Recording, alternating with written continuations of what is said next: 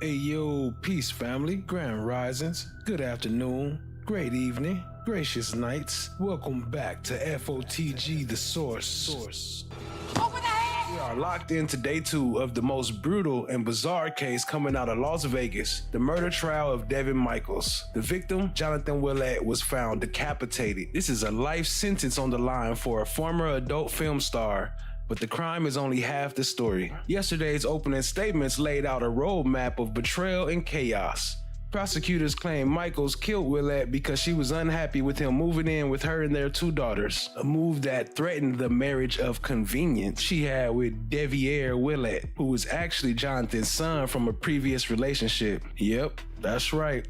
A family web so tangled it took a brutal murder to untangle it. The prosecution claims the motive is a jealous rage over a disrupted insurance scheme/affair. But here's the defense's strategy, and it's a pure gamble. Michaels previously pled guilty to second-degree murder, then dramatically withdrew her plea as we showed yesterday. Her claim is she only hit Willette with the wooden stick. She never confessed to the decapitation itself. The defense is banking on the argument that while she may have smacked him in the head with the stick, someone else carried out the final act. And that's where the reasonable doubt comes in. Who else was in the house? And who said off with his head? Well, today is day 2. As the prosecution starts to lay out the forensic evidence to connect Michaels directly to the final brutal act. If the jury believes she killed him, she faces life in prison. This is the story of family ties, convenience, and ultimate cruelty. We here to watch it, so hit that subscribe, stay locked in, tap in, share with a friend. Let's get it, family. And don't forget to hit that like button too. Let's get it!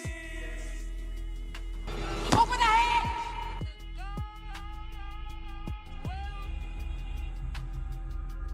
Well, isn't this a nice surprise?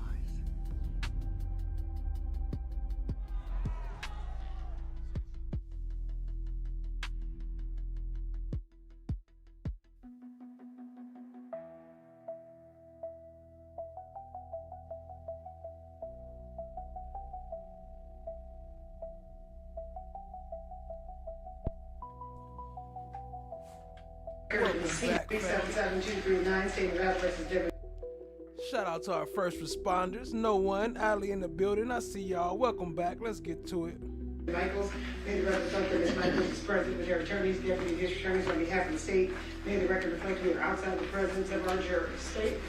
There was some confusion earlier with a late marked exhibit, so I just want to clarify for the record. 112A is the shower photo that we referenced. We moved for the admission of that because it's not admitted apparently. Okay. No objection. 112A will be admitted. To clarify the earlier record, the one I was representing was 168A, is actually the backyard photo, and we would move to admit, or actually that one is admitted, 168A for the record. Okay. 291A, actually, for this witness, we showed defense counsel following exhibits. I'll give you this. 239, 243, 265 through 268, 291A, 339, 344 through 352, 360 through 361, 363 through 368, 373 through 389, 394, and 436. Okay. And are those going to be stipulated, or are you? Those are the show. We will stipulate the admission of those exhibits. Okay, those will be admitted pursuant to stipulation. Anything else outside the presence? I don't believe so. Nope, that covers it. Okay.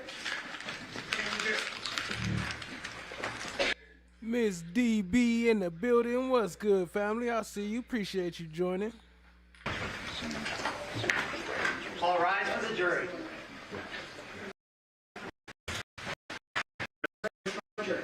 Present with our attorney, deputy attorneys on behalf of the state. We both parties stipulate to the presence of our jury. Yes, sir. Yes, Your Honor. Okay, and officer, I just remind you, you are still under oath. Statement of your oath. Thank you, Your Honor. Detective, we left off hearing that recording of the first interview conducted with the defendant, Devyn Michaels, correct? Correct. If you recall, when that interview was conducted, had you and your team executed the search warrant on the Paladura home yet? Not yet.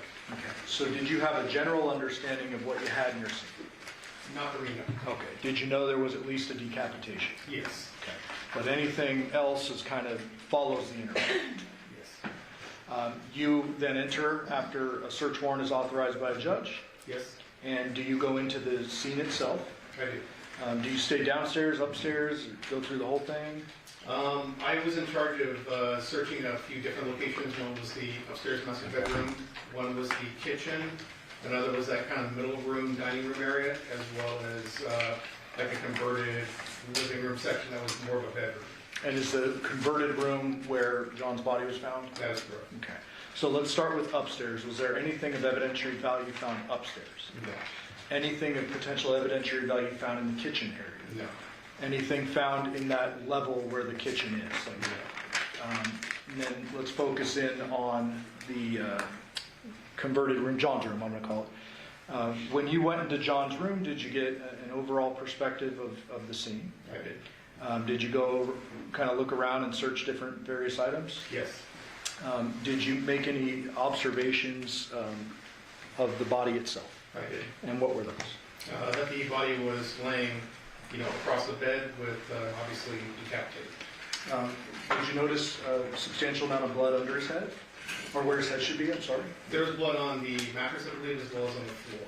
Okay. Did you observe any blood on the ceiling, on the walls, or anything like that? I did not notice anything else there, no. And correct me if I'm wrong, but you've been in homicide about 2 years now, correct? Correct. Prior to that, had you responded to violent scenes before, even if you weren't on homicide? Of course.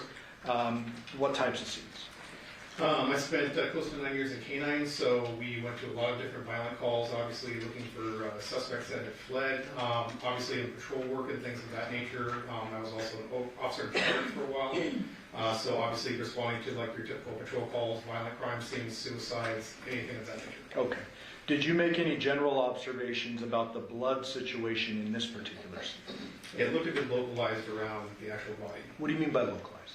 As far as like the pool on the mattress as well as underneath, but nothing like you mentioned as far as like on the ceiling or anything like that.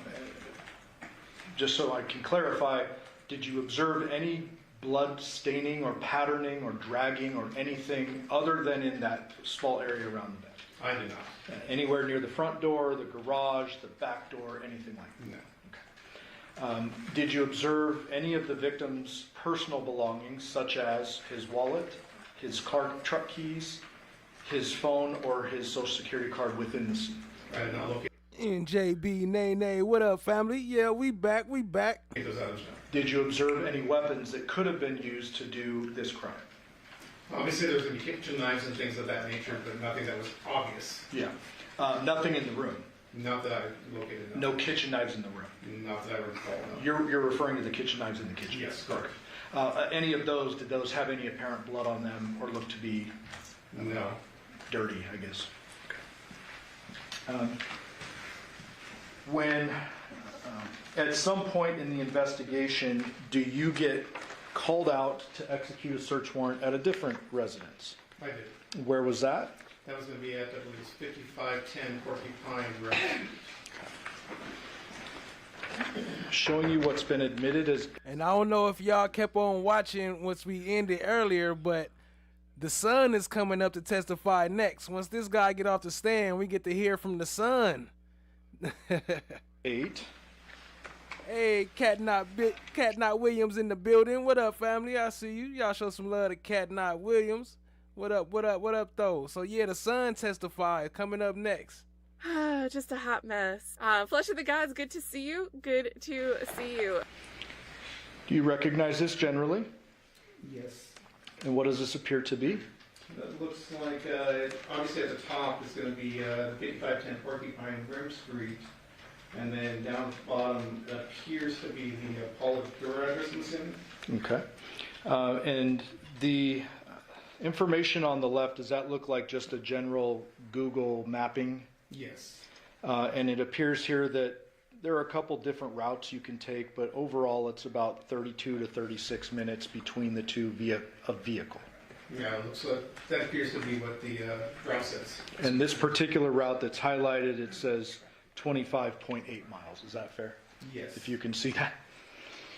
And this Paladura scene within your jurisdiction in Henderson.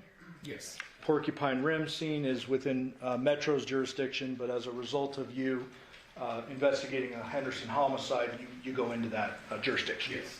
Is that common for agencies to overlap during Absolutely. investigations? When was it that you responded to this Porcupine Rim scene, if you can recall? I believe that was later in the evening on the 7th. So we're still on the 7th? Okay. Is that a yes? Yes. States 239, already admitted. Is this the Porcupine Rim address? That appears to be so, yes. And there's two very apparent vehicles, but then there's one kind of tucked behind the van. Can you see that? Yes. Were you present for the searching of any of that? For the overall residence, yes. Okay. Were you present for the searching of the vehicles, or? I believe the other detectives in our unit were actually Okay. searching those specific vehicles. Okay. And you obviously are working in tandem with other detectives and crime scene investigators as That's well. correct. So I pulled a few photos. We'll have a crime scene investigator talk about the scene later, but I want to direct you to a few things. States 265, do you recognize this? Yes. What is this? That appears to be the front entry room inside the residence. Okay. Fair to say there's a shoe rack on the right side here? Correct. And did you find any shoes that were black and white Nikes with a white Nike swoosh across the outside? I did not locate it. Dang, they was looking for specific shoes? What's up with that? Daniel Berry Sports Highlights. What's good, family? I see you. Appreciate you joining. Showing you states 268. Is this the same room? Yes, Do you see these samurai swords here? I do. Were those of something of interest that you guys were interested in? Yes. And did you observe those? I do not recall actually pulling them out personally, but I did observe them in the room. Okay. Did somebody pull them out and check if there was blood on them? I assume so, yes. Okay. But you wouldn't know that? You don't recall? I did not personally do that. Okay. 267. I can't remember why I put this up. Do you see anything of evidentiary value found in this one? No.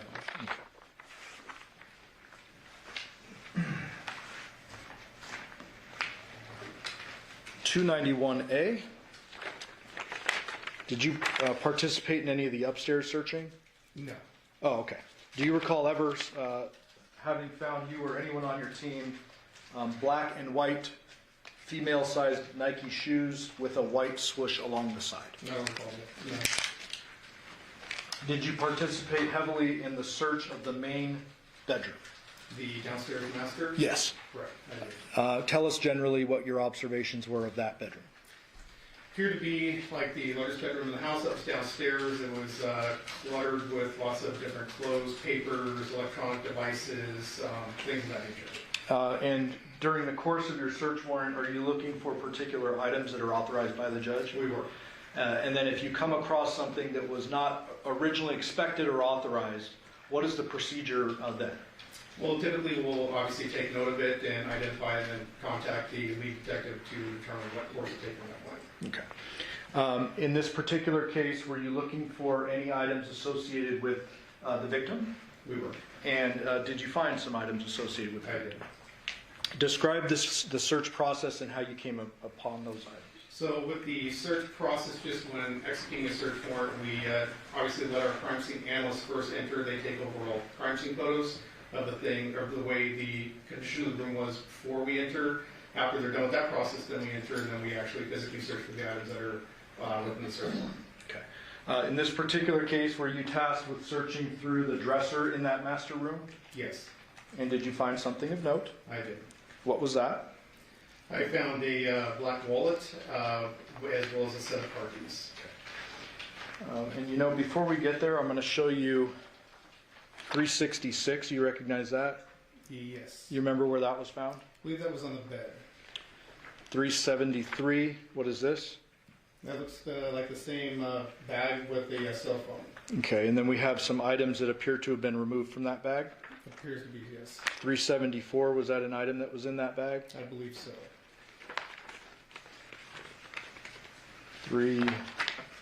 367, is that another item that was in that bag? Yes. 368, is Is that another item that was in that bag? Yes. Before the camera goes and broadcasts that to the world, can I borrow your light, please? Fair to say that's a social Too security late, card, sir? buddy. You probably should have said that before you put it up on screen. Now everybody got it social. That appears to be yes. Just for the record, I've redacted out the social security number, Judge. 368.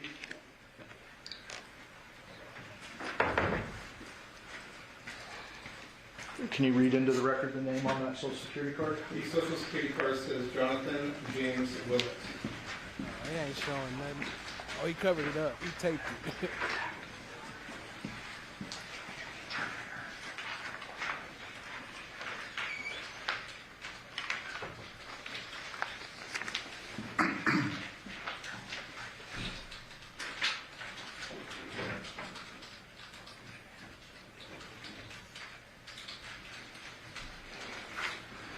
394. Is that the contents of that wallet? It appears to be. 395. The rear side of the contents? If you zoom out a little bit. Oh, sorry. Yes.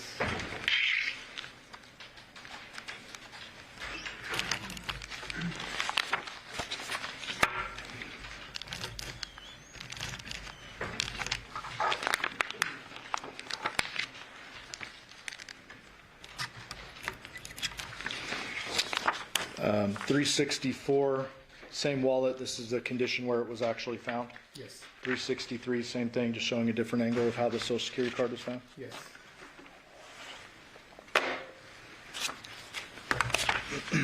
I'm the gatekeeper. You mentioned searching the dresser. I did. Showing you 344. You generally recognize this? I do. So tell us about the search and how you came upon this item, and was it in this position when you first found it? So when I first found it, it was actually in the top left drawer of the dresser in the back right corner, buried under like women's lingerie, underwear, things of that nature. The items, which were actually the wallet as well as the Chevrolet keys, were in a series of bags. So like the wallet, the keys were in one bag, and that was tied off, and then that was in another bag, and so forth, I believe, for a total of 6 bags. Ultimately, do you document, you and other people document the process of unraveling those bags to see what's inside? 345, unraveling the bags? Yes. 346, unraveling the bags? Yes. 347, is this the innermost bag? I believe so. And I note the person holding it is wearing gloves. Yes. Is that you, do you know? More than likely, I believe it is. Okay, anyone who touched this bag within the scene, would they have been wearing gloves? Yes. And what's the purpose of that? Just basically prevent contamination of the crime scene as much as possible. Ultimately, is that last bag opened? I believe so. There could be one more. I don't. Okay, let me show you 348. Ultimately, I mean, every bag is opened. Yes. And what is inside? So that is a black wallet with Jonathan's driver's license in it, as well as a set of Chevrolet car keys. 349, a little closer image that shows both those items. Correct. 350, there's the truck keys in there. Yes. 351, just a different angle of both items. Correct. And 352, that's the outside of the wallet. Yes. Ultimately, 436, that's photographed later, correct? I believe that was taken by a crime scene analyst somewhere else. 360, what are we looking at here? That would be the bed in that same bedroom. And what is this item here? That is a blue striped dress. 361, same dress. Correct. Appears there's a notebook next to it. Yes. Did that notebook contain anything? I don't know if it was that specific notebook, but there were various, I believe, notebooks in the area. Were there various notebooks and writings in the area? I believe so, yes. 335, is that shows some of those writings? Yes. 336, is that zoomed in on the one in the center of the photograph? Yes.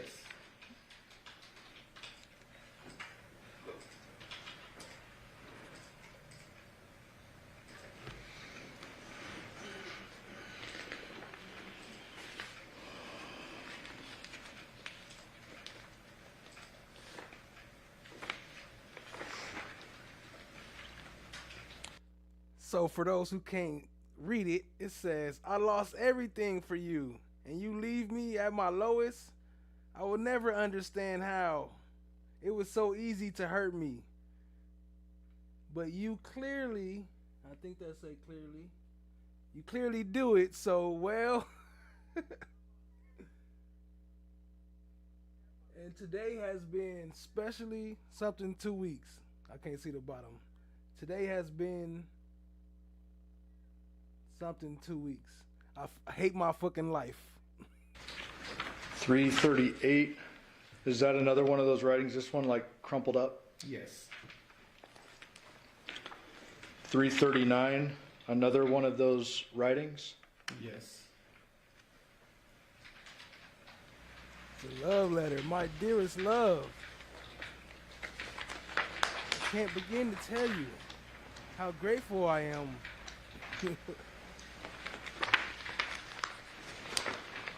337, another one of those writings? Yes.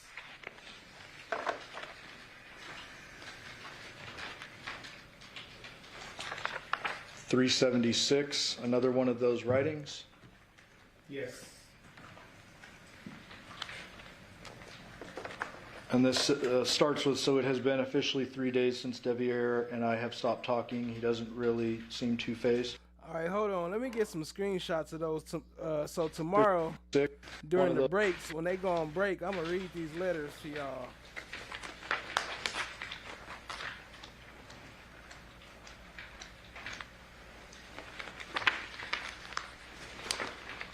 .337, another one of those writings? Yes.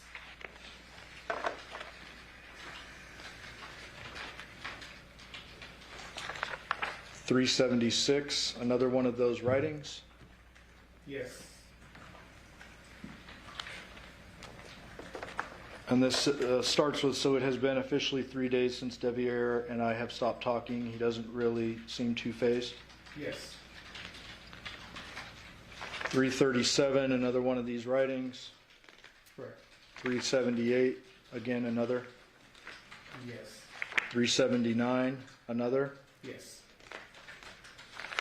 380, another. Yes. 381, another. Yes. 382, another. Correct. 383, another. Yes. 384, another. Oops. Yes. 385, another. Yes. 386, another. Shit, I don't think we're going to be reading that much. 387, another. Yes.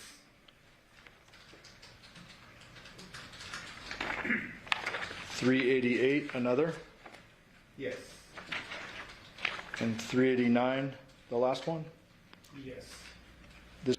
What up, Lady L? I see you. What up, Starfish and Coffee? Starfish and Coffee said, I watched pregnant girlfriend, police officer, Michael Grubb, shot Takia Young, Melissa Perez, and this one. Hey, I'm covering the Melissa Perez too, but I covered that on Kick because I got a strike for covering it over here, but I do cover that on Kick, so check it out.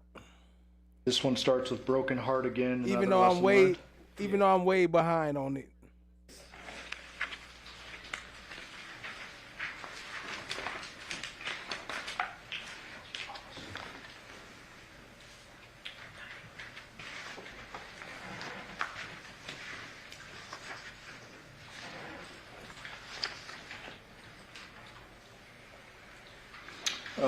The following day, did you participate in writing a search warrant for some call detail records? I did. Do you remember which call detail records you were searching for? That would have been the Devyn's phone number, which was the 702-677-4430 number. Okay, and call detail records come from the cell phone company, right? Correct. And in that case, I believe it was AT&T. And other detectives will be better suited to talk about the contents of those, not yourself. Correct. You helped obtain them? Yes. Okay, I'll pass the witness. Ross? Yes, thank you.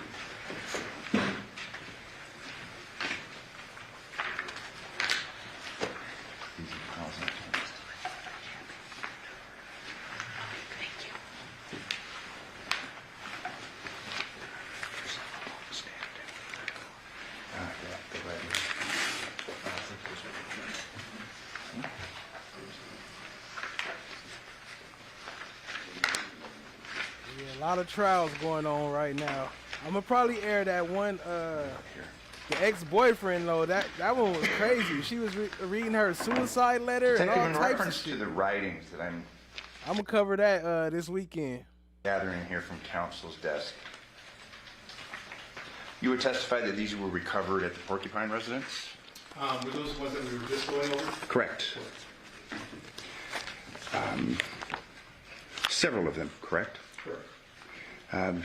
You reviewed these in preparation for your testimony today? I did. Would you agree with me that these appear to be entries into a diary, perhaps? I'd say like a journal of sorts. Okay, fair enough. And did these writings contain dates that you recall? I don't recall seeing dates. Okay. So in reference to the contents of these, you can't give us any indication as to when they were written? No. Months before, years before, fair to say? That's fair assessment. Are you aware of how long the occupant, or first of all, who owned this home?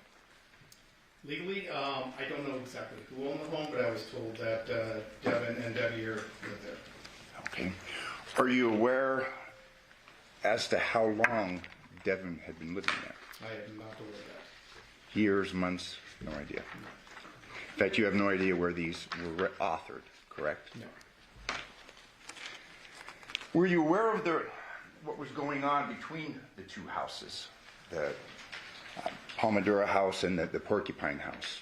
Occupants, what was going on, a move? Were you aware of what was going on? Yes. And based upon your knowledge, Jonathan Willette was moving into the Porcupine residence, Yes. correct? That's what we were under the impression of. And that was the residence where you found the wallet, the keys, Social Security card, correct? You'd agree with me that it appears that items had been moved in. They were out of place. I mean, the place was kind of messy and looked like a move. It did. Okay. Did you have it, when you were at the Palmadura house, that house was in disarray as well, correct? I think that's a fair assessment.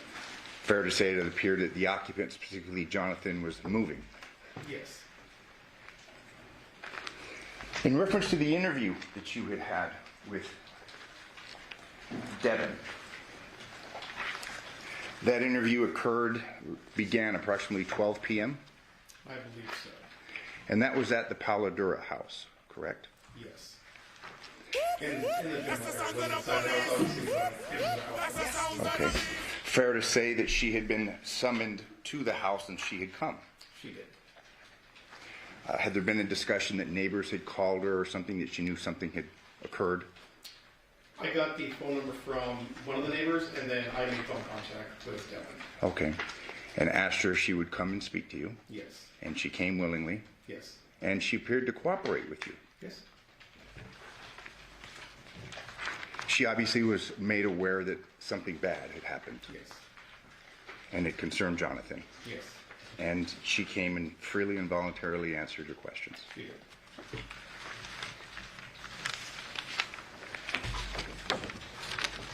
Thank you. I have no further questions. Oh, actually, one more question. You were given the map, the distance between the two houses. Do you have that, counsel? Yeah, right. I have one map. It's probably under this. Almost done. Next up is Do you the recall that sun. it was a Google map in the distance? So that would have been that map, yes.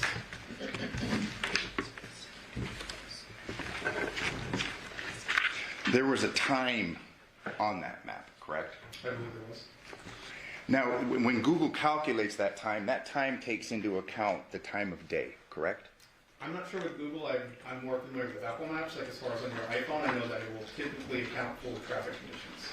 So the time, perhaps, if that's pulled in the middle of the day, would be a different time. Let's say that if it were pulled at 2:30 or 3 in the morning. Hypothetically, yes. I mean, fair to say that those distances and that, well, the distance would remain the same, but the time to go from point A to point B would presumably be less in the middle of the night versus Yes. in the middle of the day. And when you pulled that, or when that was prepared, are you aware of what time of day that was? Didn't he say one question? I am not. Thank you. I have no further Yeah, questions. we're talking about one question. Oh, thank you. Do the ladies and gentlemen of the jury have any questions for this witness? Okay, Seeing no response, Detective, you're excused. Thank you very much for your testimony here today.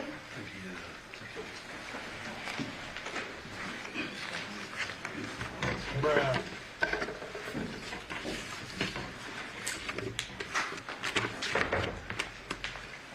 Your Honor, I apologize for interrupting the state earlier, but the state can talk the ears off a donkey.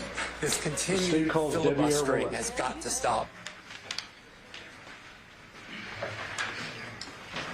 Deviere.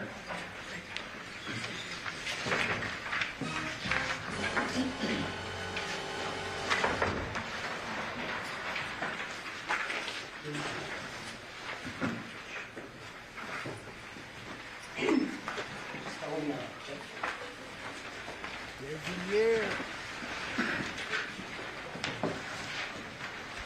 There's the sun, family.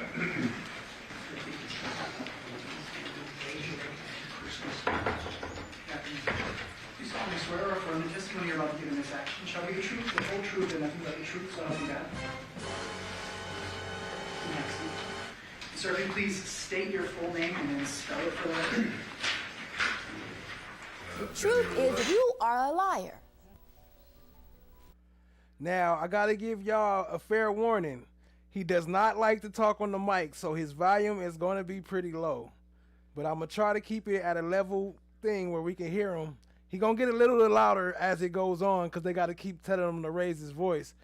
But I don't know. This dude seems suspicious than a mug. I don't know how the prosecutors did not include him as part of this case. Can you spell that for us, sir? DEVIEWILLETTE. Thank you, sir. Whenever you're ready, sir. Deviere, how old are you? 29, sir. I can speak this so you don't have to look out.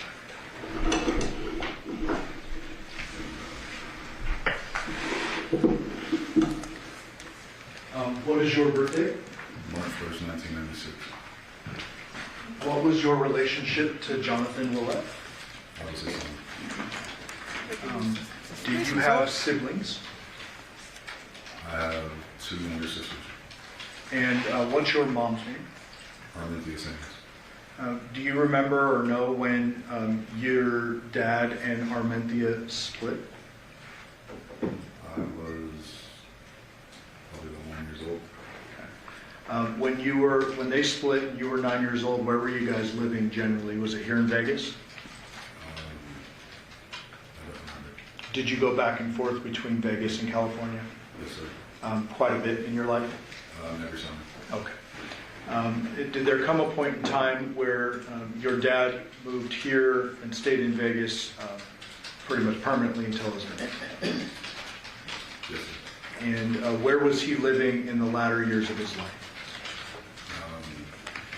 On Paul, Georgia. Is that with your grandma? Yes, sir. Is that Yoko? Yes, sir. Did there come a point in time when you were introduced to a woman by the name of Nikki? Yes, sir. And ultimately, you end up getting married to Nikki. Yes, sir. And we have a lot to unpack here. I'm sorry to air your dirty laundry, but we have to ask a lot of questions about this, okay? When you first met Nikki, was she dating or in a relationship with your dad? They were dating at the time. They were dating at the time? Yes, sir. Where were they living at the time, if you know? I don't know. When your dad and Nikki were together, did they eventually have children? Yes, sir. And is that your 2 sisters? Yes, sir. We don't need to say their names, but what are their approximate ages?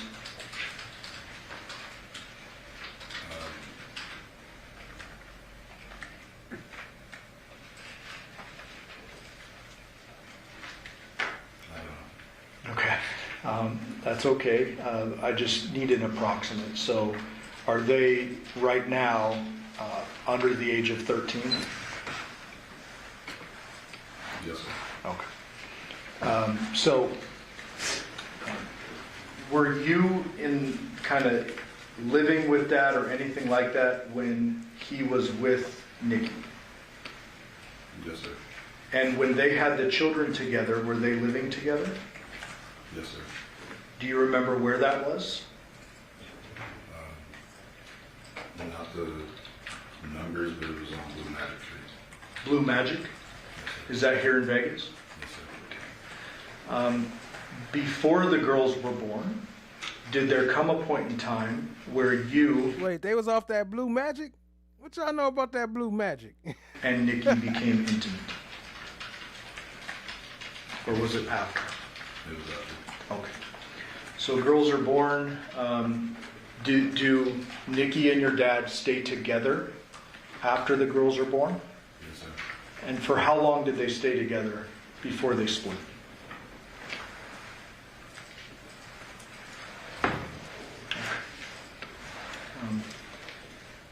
When eventually, after the girls are born, do you and Nikki enter into an intimate relationship? Yes, sir. About how old were you at that time? 19 years old? Yes, sir. He did not want to say that. His voice was on silent. 19 years old, sleeping with your father's girlfriend.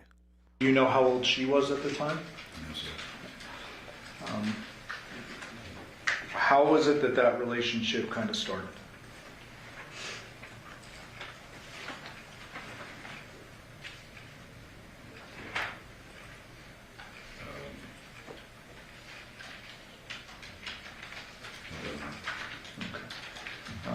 Do you remember who kind of, I don't mean to be crass, but like who made the first move or any of that? It was a long time ago, right? While you were intimate with Nikki initially, was she still dating your dad? He lying. He know exactly what happened that day. He remember that.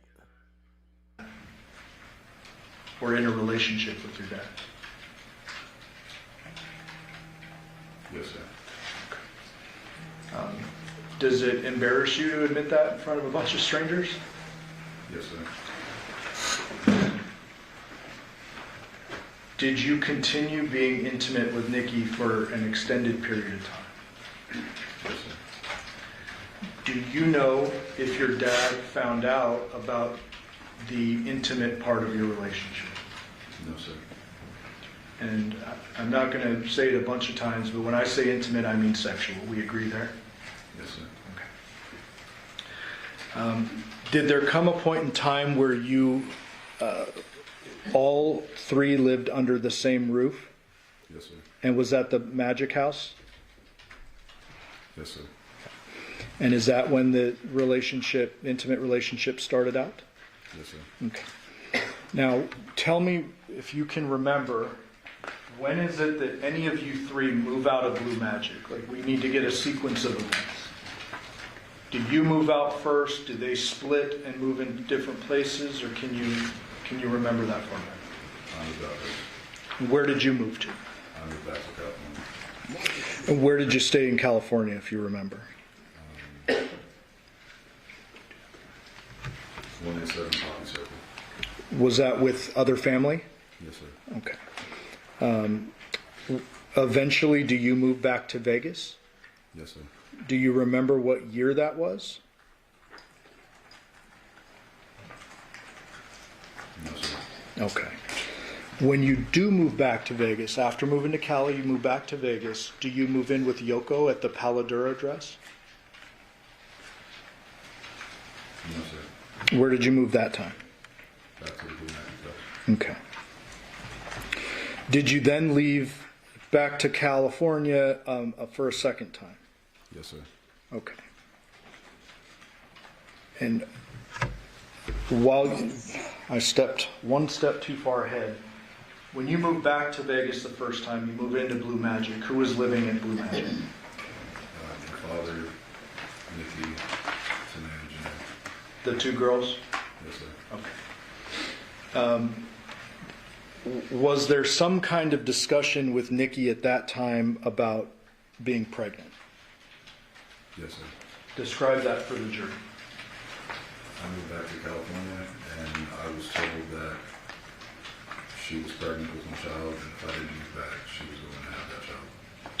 So she tells you this? She told me that. So you had gotten out of the situation back in Cali, and you, I presume, talked to her over the phone or something? Yes, sir. She tells you she's pregnant, it's yours, and unless you come back, she is going to have the child. Yes, sir. What did you do in response to that? Wait, so she said she only gonna have the child if he don't come back? Like, if you come back, I'll get an abortion, but if you don't come back, I'm gonna have this baby. Did you witness her go to a doctor? Did she tell you anything about that child she claimed was yours? She told me that she had gotten an abortion. But you never saw any documentation or Yes, sir. anything like that? Okay. So you're pulled back into the situation, you're back here in Vegas, and then you move out again to California. Yes, sir. When you moved back to California that time, do you remember your dad, Nikki, and the girls still staying at Blue Magic together? Yes, sir. Okay. So then you go back to California, and when is it that you return?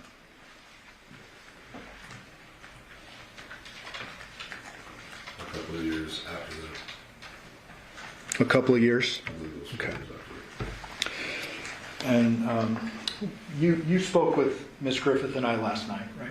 Yes, sir. We talked about, I'm going to ask you some questions, and if you don't know a date, you estimate, but don't guess. We're in agreement there, correct? Yes, sir. So you're doing your best with the dates? Yes, sir. Okay. When you moved back this time, were the girls living with Nikki and just Nikki? Yes, sir. Where was your dad living? Paul Dura Drive. Where did you move to? Paul Dura Drive. So you lived with your dad? Yes, sir. Who else lived in the home? LOKO and Yoshida. Okay. Is Yoshida Yoko's partner, friend, boyfriend? Yes, sir. They're elderly folks? Yes, sir. When you lived with your dad, how was your relationship at that time? It was fine. I worked with him. You worked with him too? Yes, sir. Doing what? Anything and everything. Okay. From moving houses to setting up backyards. Moving houses, setting up backyards? Okay. So let me ask you kind of a general question before we move on. Is it fair for me to say that your dad was in and out of your life growing up? Yes, sir. Did you have a strong relationship with your dad as you're getting into your late teens, early 20s, or was it just kind of a, that's my dad and don't see him too often? This is where the lies begin. Pay attention to his answer to that question, because this is where he begins his lies, and it gets caught up on the cross. What up, though, Joni 4? Y'all show Joni 4 some love. Drop her some Blue Jays in the chat. Often or what?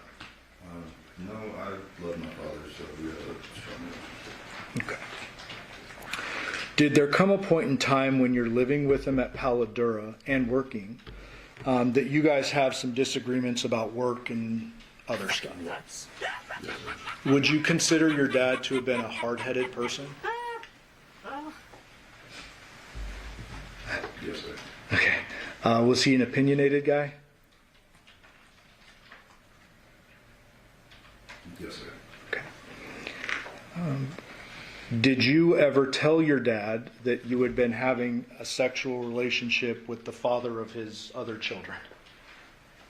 The mother, you? The mother. Jesus, I said father. Yeah. No, sir. Not the father. He was with the father too. Yeah, Starfish and Coffee. He was 19 when this all started. A sexual relationship with the father of his other children. The mother, you? The mother. Jesus, I said father. Yeah. No, sir. I apologize. Knowing your dad as you did, if he had known you were having a sexual relationship with his mother of his children, is he the type of guy that would have just said nothing and let it go?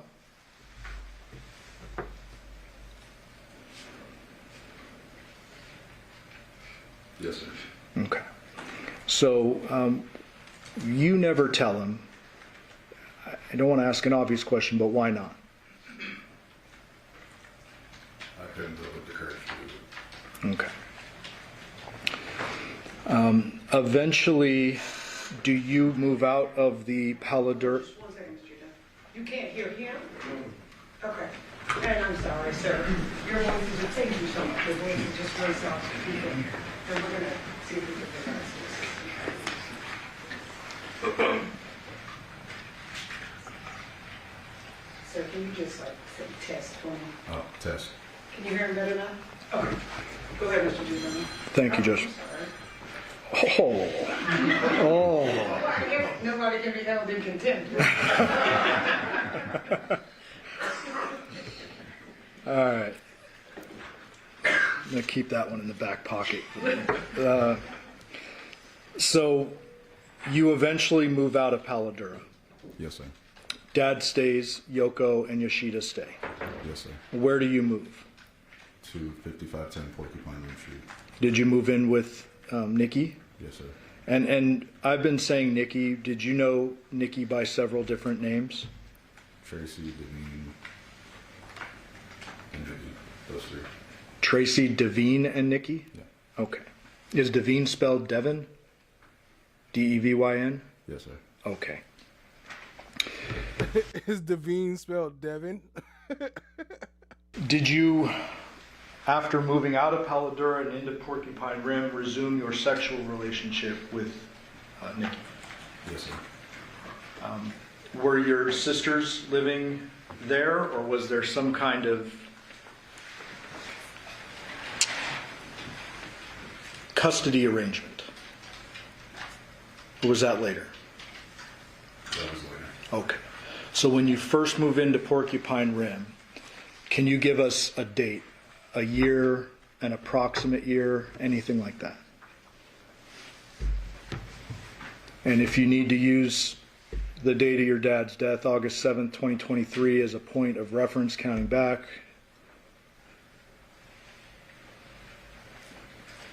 Probably 2020. Probably 2020? Actually, I don't know. Okay. So you live at, can we agree that you live at Porcupine Rim at least a couple of years with Nikki? Yes, sir. Okay. And during this time frame, I'm going to ask you some very specific questions. Did there come a point in time when the family court became involved in the custody of the children? Yes, sir.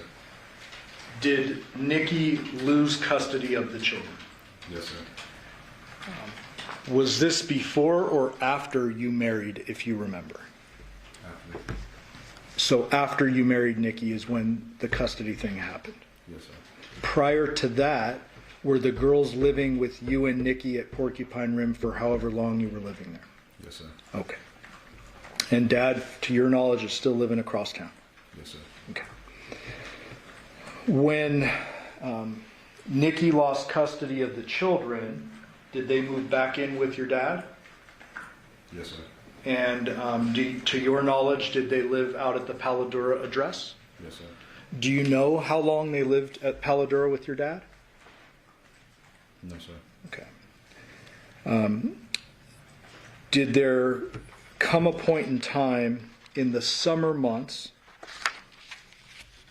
just before your father's death, that the girls moved back in with you guys, you and Nikki at Porcupine Rim? Yes, sir. Did they stay over the summer? Yes, sir. Porcupine Rim. Cat would catch that. Porcupine Rim. Whoa. Were there? Did they have bedrooms there? Yes, sir. And where were you sleeping at the time? The master bedroom downstairs. With Nikki? Yes, sir. Okay. Were there times that you slept on the couch? Yes, sir. Okay. Did your Are you in the freak offs? sexual intimate relationship continue throughout the course of this time period? Yes, sir. I hate to air out your laundry, like I said, but I just have to ask it. When you're having this sexual relationship with Nikki, is it a tumultuous relationship? I don't know the definitions of it. Okay. Is there a lot of kind of arguing and back and forth, or You describe it for me. There was argument back and forth. Were there times in which you yourself were trying to get out of this relationship? Yes, sir. Describe that. How many times? What's going on in your head at this time? That when I tried to fill some shoes that I had no business filling. Whose shoes? My father's. Okay.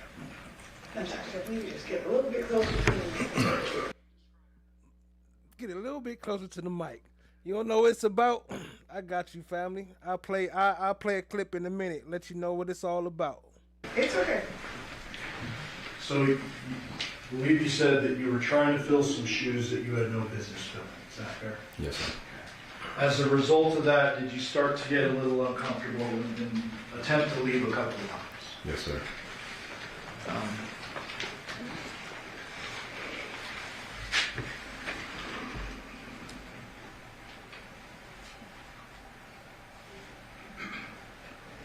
Did there ever come a point in time, and I want to be precise here, prior to you learning of your dad's death, that you learned he was going to move in to the Porcupine Rim address? He was gonna move into the Porcupine Rim. good spot for a comfort break. So for those who don't know and those just joining, this is what it's about. Hey yo, peace family, grand risings, good afternoon, great evening, gracious nights. Welcome back to FOTG, the source. We are locked into day 2 of the most brutal and bizarre case coming out of Las Vegas, the murder trial of Devyn Michaels. The victim, Jonathan Willette, was found decapitated. This is a life sentence on the line for a former adult film star, but the crime is only half the story. Yesterday's opening statements laid out a roadmap of betrayal and chaos. Prosecutors claim Michaels killed Willette because she was unhappy with him moving in with her and their 2 daughters, a move that threatened the marriage of convenience she had with Deviere Willette, who was actually Jonathan's son from a previous relationship. Yep, that's right. A family web so tangled it took a brutal murder to untangle it. The prosecution claims the motive is a jealous rage over a disrupted insurance scheme / affair. But here's the defense's strategy, and it's a pure gamble. Michaels previously pled guilty to second-degree murder, then dramatically withdrew her plea as we showed yesterday. Her claim is she only hit Willette with the wooden stick. She never confessed to the decapitation itself. The defense is banking on the argument that while she may have smacked him in the head with the stick, someone else carried out the final act. And that's where the reasonable doubt comes in. Who else was in the house? And who said off with his head? Well, today is day 2. As the prosecution starts to lay out the forensic evidence to connect Michaels directly to the final brutal act. If the jury believes she killed him, she faces life in prison. This is the story of family ties, convenience, and ultimate cruelty. We here to watch it, so hit that subscribe, stay locked in, tap in, share with a friend. Let's get it, family. And don't forget to hit that like button too. Let's get it! Isn't this? Prior, no, sir. So you didn't know he was going to move in prior? No, sir. Okay. Did you learn that at some point after?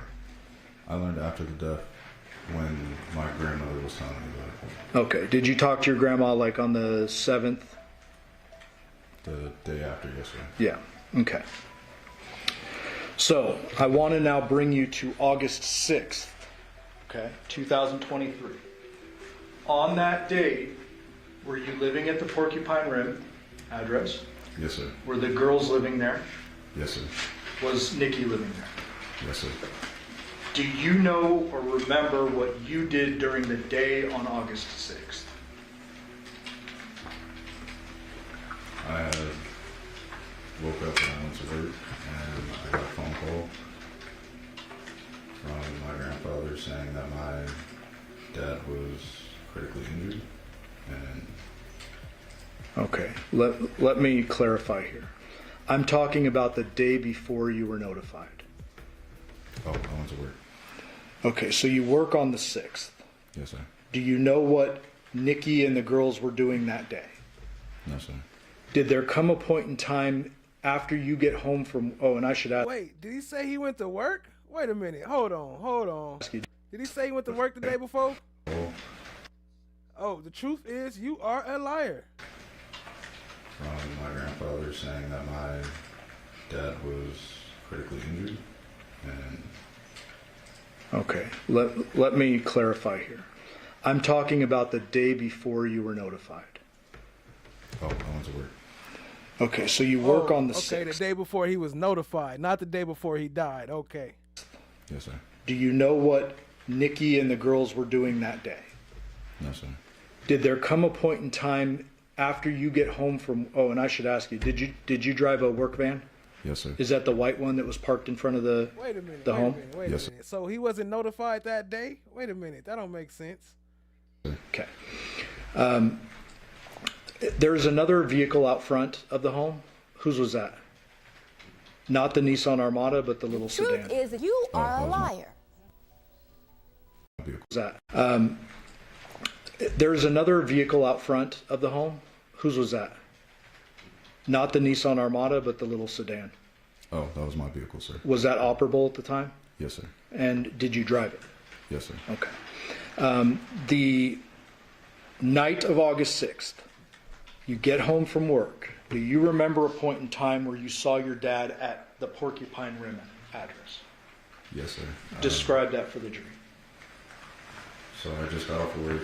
I was helping with the girls with their homework, and I believe I went into the garage and I saw my father bringing over a bunk bed and a desk for the girls, and his back was turned to me, so I closed the garage door. So you didn't talk to him? No, sir.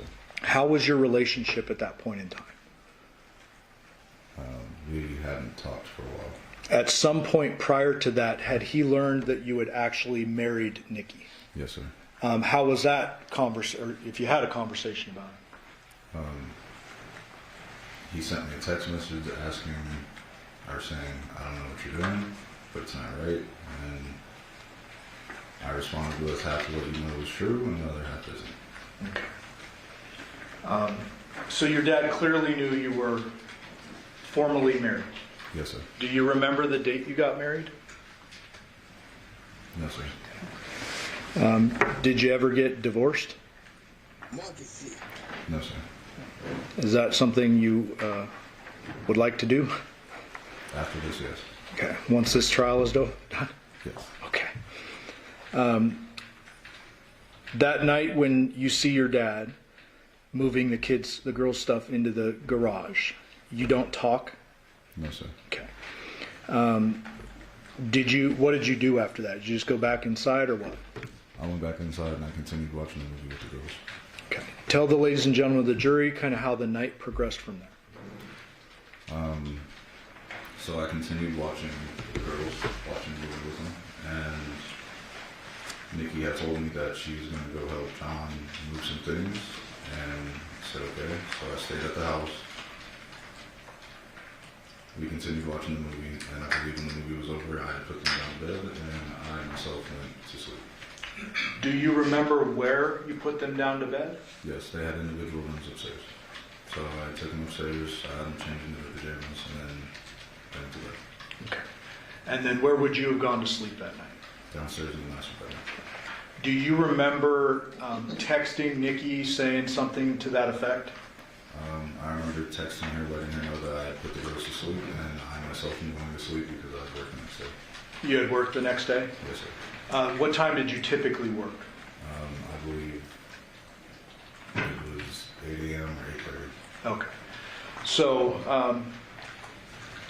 I'm not going to show you a text message, but you remember sending a text message. Do you remember the time of that text message?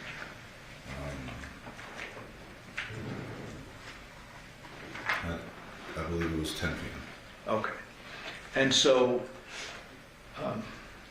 after the text message is sent, do you remember receiving a response from Nikki, or you just go to bed? I just went to bed. Okay. And if I didn't ask you, where did you go to sleep? Downstairs in the master bedroom. The normal place you sleep. Yes, sir. When you went to bed, was Nikki home? No, sir. That would be why you sent her the text, correct? Yes, sir. Do you remember waking up at any point after falling asleep that night? I remember waking up around 2 to her getting into bed, and since I had work early in the morning, I didn't ask anything about it. I just looked over, I saw her, and I wrote text. That's another one. Keep that in mind. He said he woke up at 2 o'clock. This was, to you, a normal night, right? You would have no reason to ask her anything, right? No, because if they were moving things around, if they were just working through the night to try to get it all done. Okay. When you looked over, did you see anything out of sorts about her? I mean, I understand it was a normal night for you, but like, did you observe anything that was different? No, sir. Did you go back to sleep after that around 2? Yes, sir. Do you remember when you woke up the next morning? Yes, sir. When was that? Around 6 a.m. Tell the jury how that morning progressed. I woke up around 6 a.m. and I got ready for work. I'm usually the first one that's up, so I got dressed and I went to work. Okay. Do you remember seeing Nikki or the girls or anything that morning after you woke up? No, sir. Okay. And do you remember where your job was that day by chance? I worked at Hometronics, so I was all over the place in the city. Okay. And would you, when you're working, do you drive the, work van? Yes, sir. When you're on your off days, do you drive the work van or the car? The car. Okay. So on this day, can we presume that you're driving the work van if you're doing a job? Yes, sir. Okay. So, I believe you said you work normally around 8:30. Yes, sir. At some point in time, do you get a phone call? Yes, sir. Describe that for the jury. It was a phone call from my grandfather saying that my father was critically injured and he's in the hospital. He said he was critically injured and in the hospital. What? Okay. Okay. When your grandfather tells you that, what do you do? I proceeded to call my boss to take off of work. And did you learn a little more information from another family member after that? Yes, sir. What was that? That he had passed away, and I didn't get any information on how he actually passed away. It was just that he passed. Okay. So initially, the first call, critically injured, but you tell your work, hey, I got to go. You learn after that he's passed. Yes, sir. Well, I guess where do you go from work? Straight on. What do you do when you go home?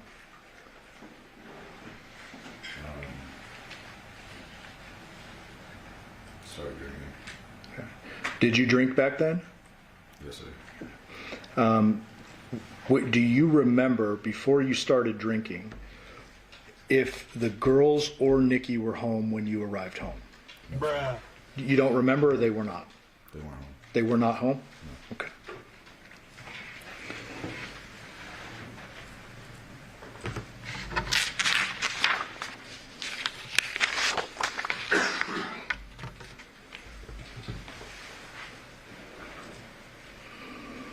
On that date, August 7th, do you continue drinking after learning of your dad's death? Yes, sir. Do you remember the next time you saw Nikki? I don't. I drank myself to sleep for the next couple of days. Okay. So is it fair to say those couple days, after learning that on August 7th and maybe into the 8th, maybe the 9th, you're drinking pretty consistently? Yes, sir. Is it a bit of a blur for you? Yes, sir. I don't know what I said, but I was high every day for a whole year, and I would say anything. I would say and done anything to get out of here. I would say and done anything. At some point in time, do you remember police coming to the Porcupine Rim home? Yes, sir. And did they come inside and they do a full search and everything? Yes, sir. Do you remember what day that was? No, sir. Okay. I want to ask you some questions about items in your home. At the time, you were working for Hometronics, correct? Yes, sir. You had What up, Trakisha? Drive safe, family. Appreciate you joining. the work truck. Yes, sir. I presume you had some tools. Yes, sir. Were there times in which you had saws and stuff like that? Yes, sir. Do you normally carry a saw, or is that something you use for particular jobs, or how does that work?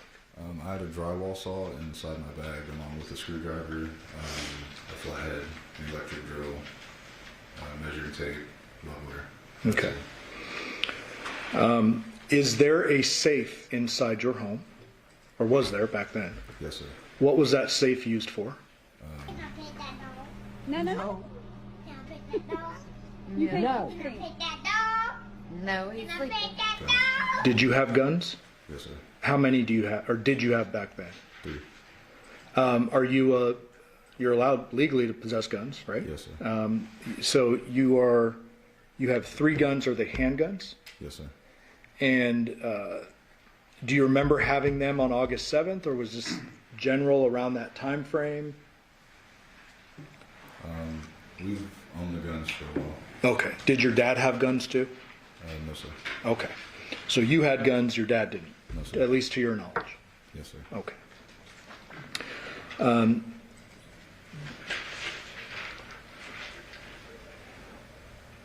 Yeah, the saw's on deck.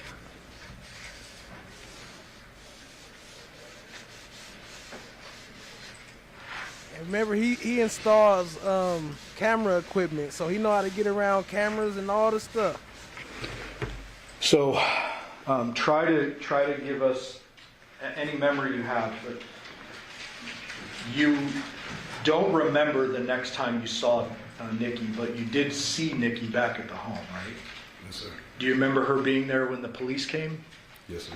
Okay, so at least when we can figure out from the police when they showed up, you know you saw her then. Yes, sir. When is it that you have any conversation with her about your dad's passing? I believe it was the night that I had found out. I was drinking heavily, and I believe she came home and said, "I'm sorry that this happened," and I kind of just wanted to be alone. He was drinking heavily. He keep throwing that in because he's saying he don't remember. It was a blur. He don't remember what happened that night. Except for he do remember waking up at 2 a.m. Okay. You eventually, during the course of that search of your home, you're interviewed by police, correct? Yes, sir. And you understand that was recorded. Yes, sir. At some point in time, you give a lengthier interview, correct? An interview. Oh, yes, sir. And with that, you understand that was recorded as well. Yes, sir. You ultimately learn that Nikki is arrested, correct? Yes, sir. When is it, if you remember, that you learn she's arrested for the murder of your dad? I want to say a week afterwards, maybe 2 weeks. Okay. So somewhere in the range of a week or 2 weeks after the actual death. Yes, sir. Shout out to Flesh of the Gods. Tell everybody. Well, In the interim, before she gets arrested and after your dad's death, do you remain at Porcupine Rim? Yes, sir. Do you question what happened to your dad? Yes, sir.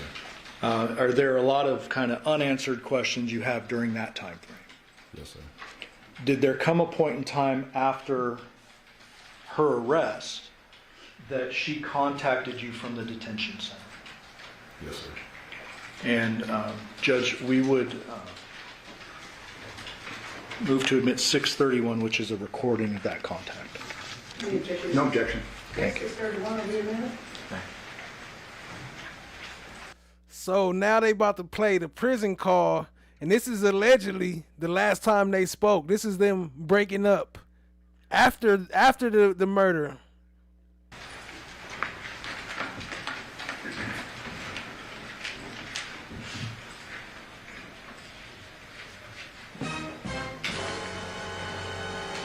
Permission to publish. Yes, Commissioner.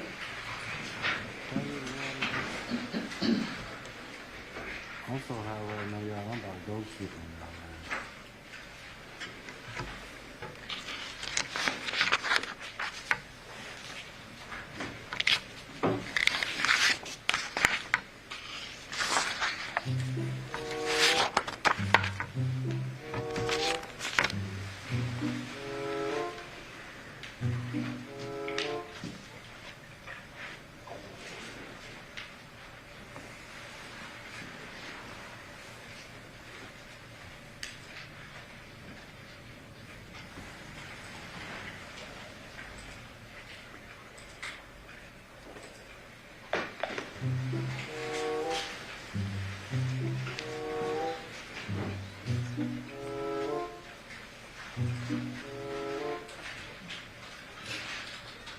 Free call from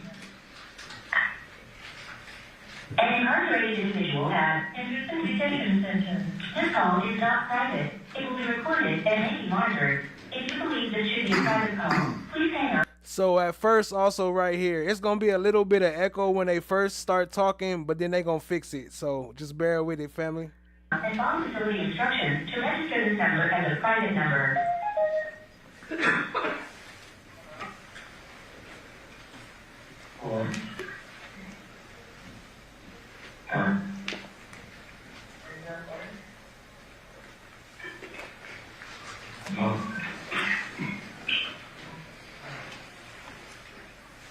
Can you hear me? Can you hear me?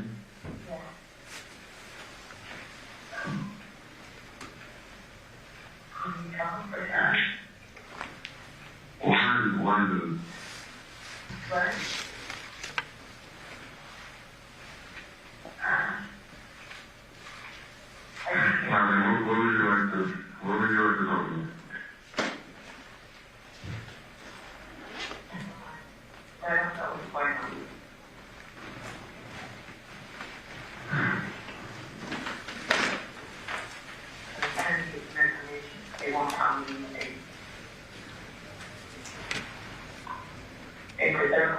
There's some news about you, and they're not very pleasant.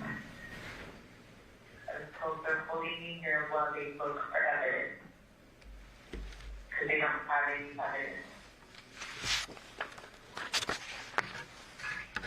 They have no murder weapon, no motive, no nothing. They're holding here to find it. You should have released already. What? You sound like you should have been released already. I haven't gone to court yet. I go to court tomorrow.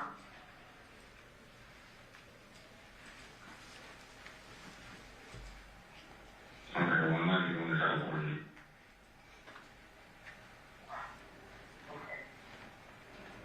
CPS at the girls. Look, at least she tried to do her hair for y'all today. She put a little bit something in it.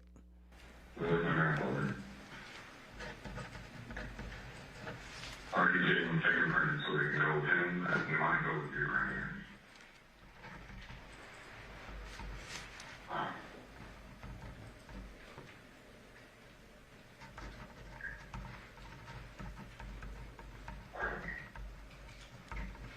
So will you get released tomorrow? I should.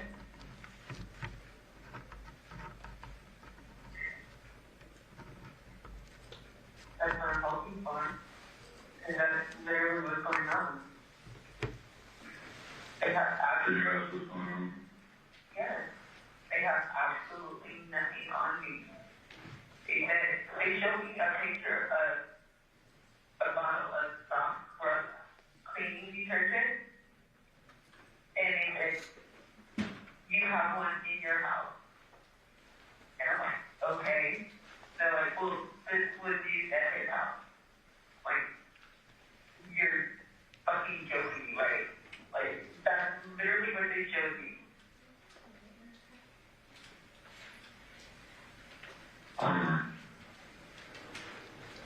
If you're getting released tomorrow, I'll leave with all.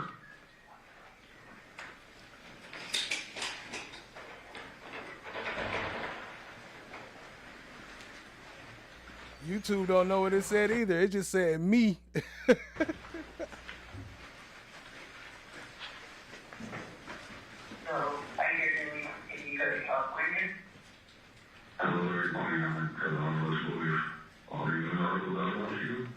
not leaving.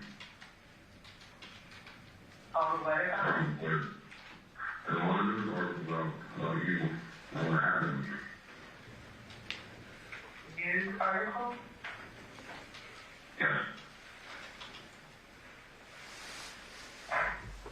Okay. Well, I don't know if you get released. I still don't know what to believe. I'm sorry. But, yes, I'm going to have one. And if you are getting released tomorrow, I'll leave it open.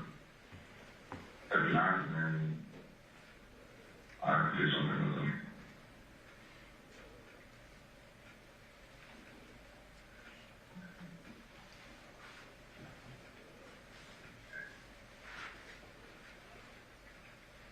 My grandmother's on the way ready to get close to the girls.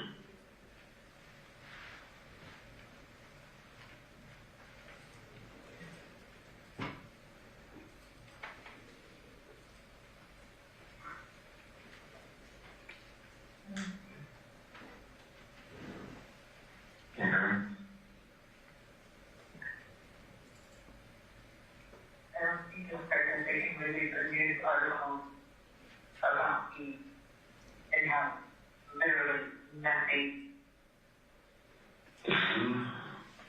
One was so bad and points that you did it. The second one was very graphic and still points that you did it.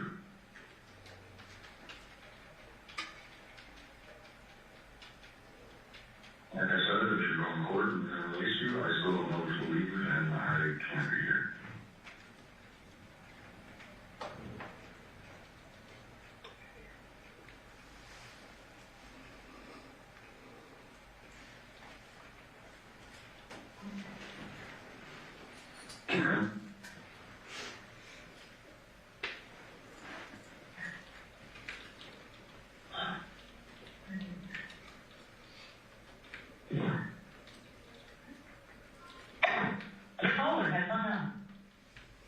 Deviere, you mentioned a couple of news articles there. Yes, sir. When was it that you first learned of the graphic nature of what happened to your dad after his death? Right, that didn't sound like no breakup to me.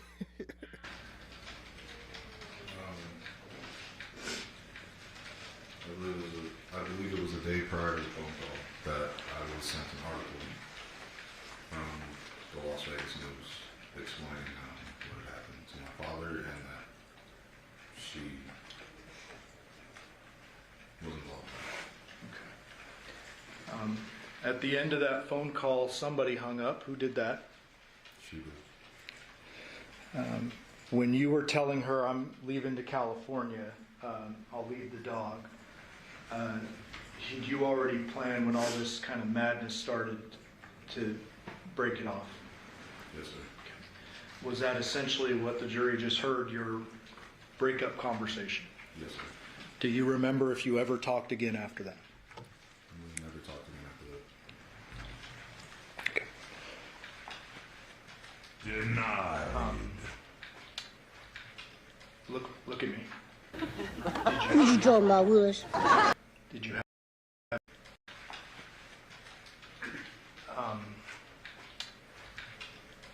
look at me. Did you kill your father? No, sir.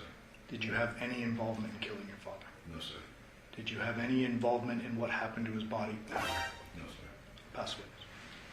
All right. Ladies and gentlemen, it's gonna. He said, look at me. Did you kill your father? Look, did you kill your father? Hell no. I ain't about to go to break, but I'll skip past it. We keep it going. Scrambling and scraping. Out there scrambling and scraping. It's going to be a moment of cross-examination. We're going to take a brief recess before we get cross-examination of this witness. During this recess, you must not discuss or communicate with anyone, including fellow jurors, in any way regarding this case or its merits, either by voice, phone, email, text, internet. Daddy, I like when you scrambling and scraping for shit. No, I like that.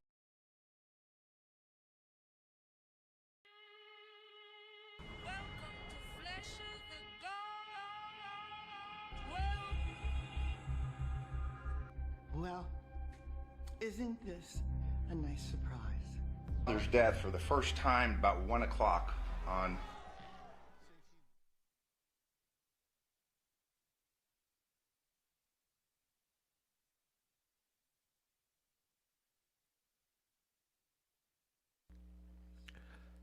Shout out to everybody in the building.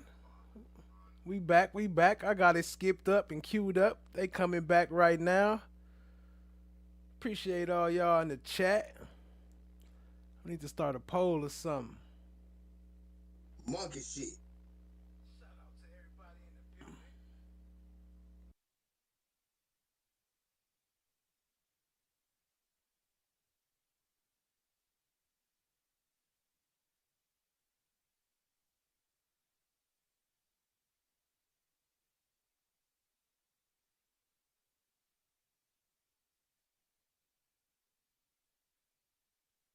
Hey, yo, peace, family, grand risings, good afternoon, great evening, gracious nights. Welcome back to FOTG, the source.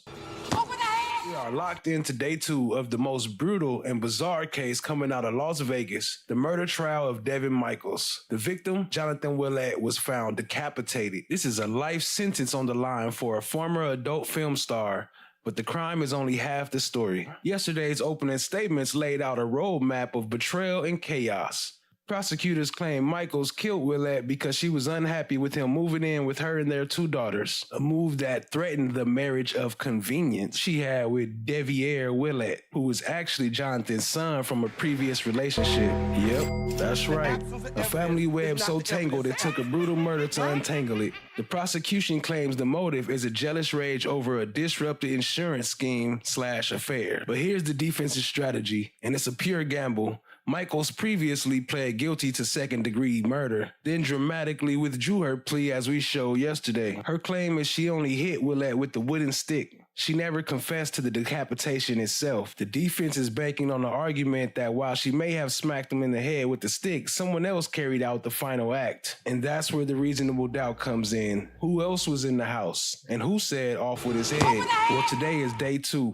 As the prosecution starts to lay out the forensic evidence to connect Michaels directly to the final brutal act. If the jury believes she killed him, she faces life in prison. This is the story of family ties, convenience, and ultimate cruelty. We here to watch it, so hit that subscribe, stay locked in, tap in, share with a friend. Let's get it, family. And don't forget to hit that like button too. Let's get it! And shout out to Joni Ford. Joni Ford with the gifted membership. Drop some Blue Jays and some coins in the chat for Joni Ford. Appreciate you, family. Much love. Let's keep it rolling. Let's get back to it. Appreciate the support, family. Y'all show us some love. And the stream sponsors of the day, Allie and TSC.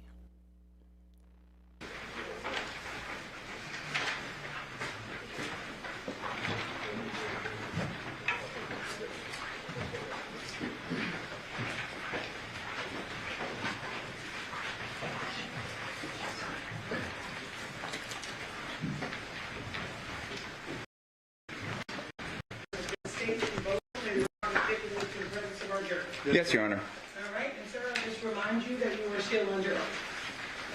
Okay, Mr. Duskin, are you ready? Mr. Willette, my name is Robert Draskovich. My partner, Mike Horvath, and I represent your wife. You and I have never spoken, have we? No, sir. You've never spoken with my investigator, Ken Hardy, have you? Investigator? No, sir. No. So this is the first time that we're actually having an opportunity to communicate, correct? Yes, sir. I'm sorry, sir, if you just get a little close to that microphone. Thank you. You had testified today, fair to say, for the first time, that you had a relationship with your wife that went years back. Yes, sir. You'd been asked that by a lot of people, correct? Yes, sir. You'd been asked that before under oath, correct? Yes, sir. But you didn't tell the truth, did you?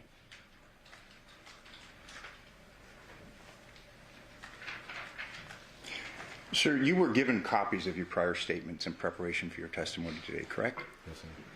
You were. You're a smart man, aren't you? No, sir. And you reviewed those copies of your statements and your testimony, correct? Yes, sir. Because you wanted to be prepared for today, correct? I see. Speak up from the moment. You would testify today that you learned of your father's death for the first time about 1 o'clock on August 7th, 2023, correct? Yes, sir. You'd said, I believe it was your grandfather? Yes, sir. Now, you were interviewed by police just shortly after that, correct?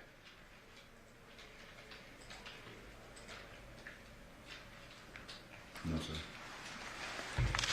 You were interviewed at 2:35 p.m. August 7th by Detective Ozawa. Yes, sir. He came to ask about you, your wife, stuff what was going on in the house and at the other house, correct? The Paladera house. Yes, sir.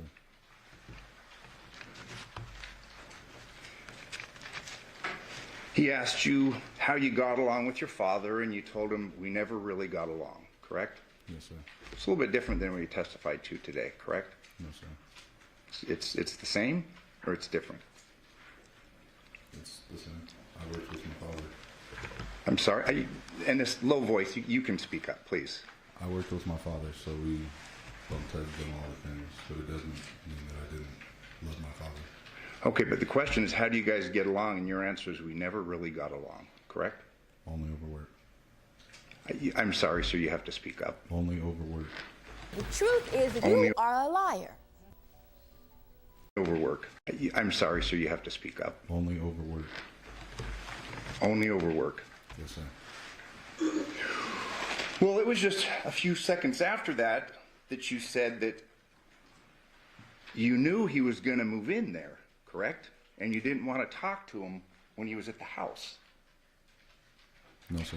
On August 6th.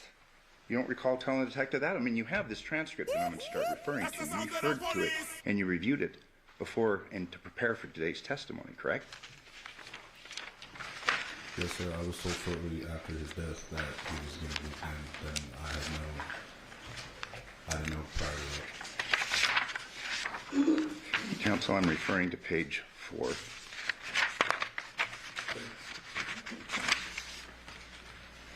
Man, them papers he's scrambling is louder than dude talking. He sound like he's scared to talk.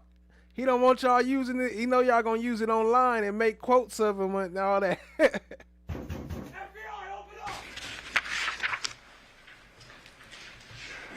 I'm sorry, I'll start on page 3. I did see him here when he was unloading everything into the garage, but I just didn't speak to him. You're asked, okay, is that you guys just don't get along or just? And then you stated, we never really did. And the detective says, okay. Correct? Yes, sir. And then you say, so not to cause any complications here, because I know he was going to move in here. I just didn't want to talk to him. That was after the death.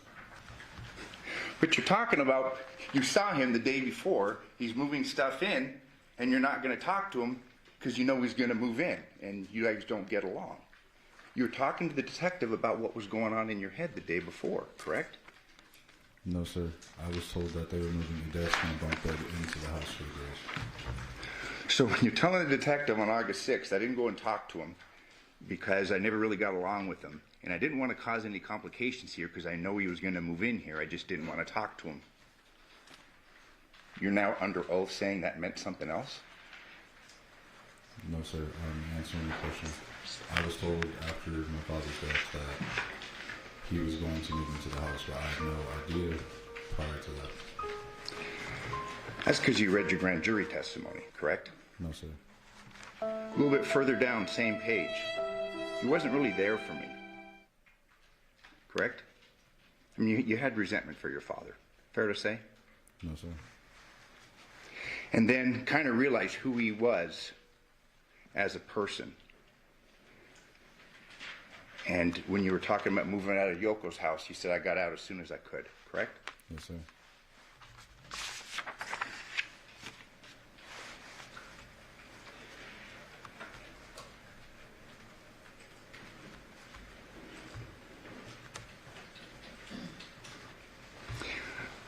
Page 5, you're asked, and then I guess, so your mom tells us that he was going to move in here.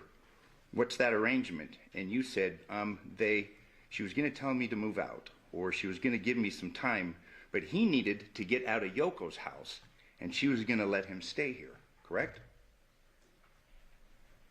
Yes, sir. And then you were going to move out, and you say, correct? Yes, sir. So you're telling the detective who you speak to for the first time that you knew that Dad was pushing you out and that you were moving out of the house, correct? I was told that the day before. Oh, so now, you said before, until after your death, now you're agreeing you knew at least the day before that your dad was pushing you out of the house, correct? No, I'm talking about the interview. So when I had the interview with Ozawa, that's when I found out everything prior to the interview. But you're talking about not talking to him the day before because you know you don't want problems and you know that he's moving in. That's right.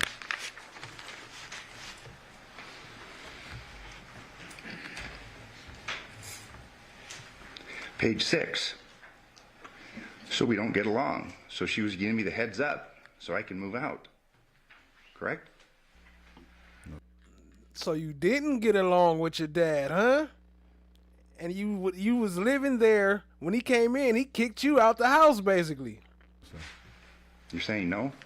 And I won't misread anything. I mean, these are your words. Can you repeat it? So we don't get along. This is like the third time you're saying this. So she was going to give me that heads up so I can move out. Yes, sir. And then the detective asks, and this is the second thing about your marriage. He asks you about your marriage, correct? And you say, yeah, we're married. Yes, sir. Correct? And you tell the police officer that we're certified, but it's not like we're really. Because she has a whole bunch of health problems, all that stuff. Remember that conversation you had with the detective? Yes, sir. So he asked you, so it's just like worked out for like insurance, you're saying? And you say, well, not like anything bad, but like for the girls, correct? Yes, sir. That wasn't true, was it?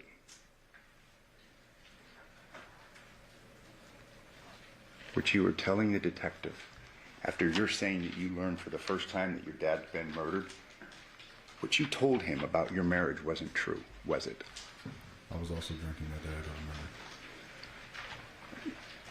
You've read through this transcript. You agree with me that you appear to be pretty coherent, correct? Yes, sir.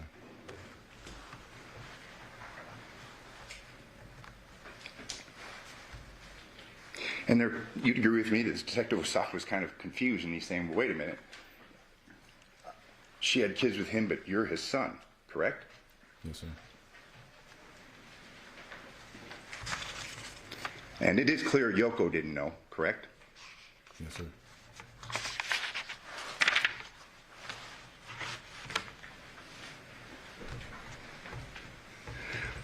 Page 7, detective asks again, trying to clarify this relationship and what's really going on. So he asks you, so I didn't know, but you're saying that you guys are married more out of convenience, not like you guys actually love each other. And you respond, yeah, we don't. It's not like that. It's out of convenience. Correct? Yes, sir. That was a lie, wasn't it? No, sir. So you're telling us that you were telling this detective the truth? Yes, sir.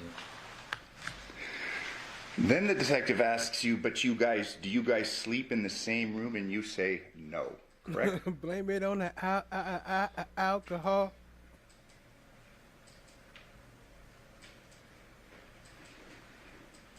Yes, sir.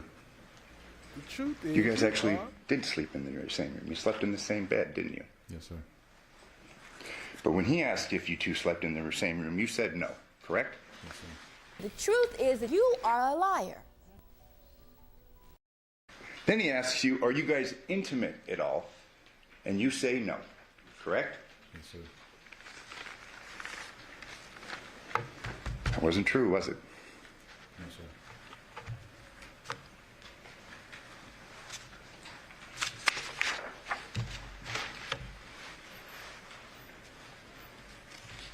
Fair to say that you were downplaying your feelings for your wife when this detective came to ask you about the murder of your father? Yes, sir, because I didn't know what actually happened to my father. Please say it again. Yes, sir, because I didn't actually know what happened to my father. Okay. But you're lying to the police officer about your relationship with your wife, correct? Yes, sir. So, the detective, page 8. Okay, so then you knew he was moving in, and she told you that you were going to have to move out. And your response recently, yes. It was kind of a short notice, but yeah. And I mean, I know the person he is, so I was like, okay, whatever, I'll deal with it. That's what you said to the detective, correct?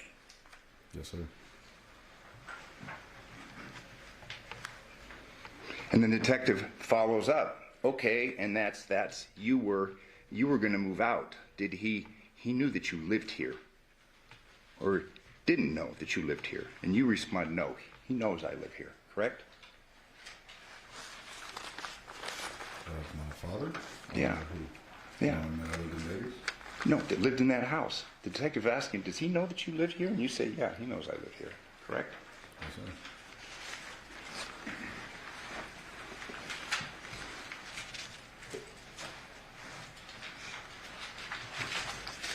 You did confirm that you knew that she was going over there to your dad's house with the girls, correct?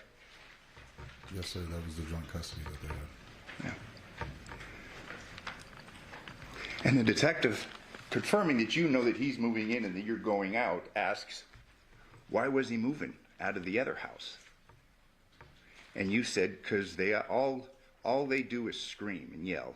When I was over there, my grandma would go downstairs at 6 in the morning yelling at him for the car payment, correct? Yes, sir. And you also say, I think my grandma was kicking him out, correct? Yes, sir. It's true. And trust me, I'm not going to tell you anything you didn't say, okay? I'm not trying to trick you.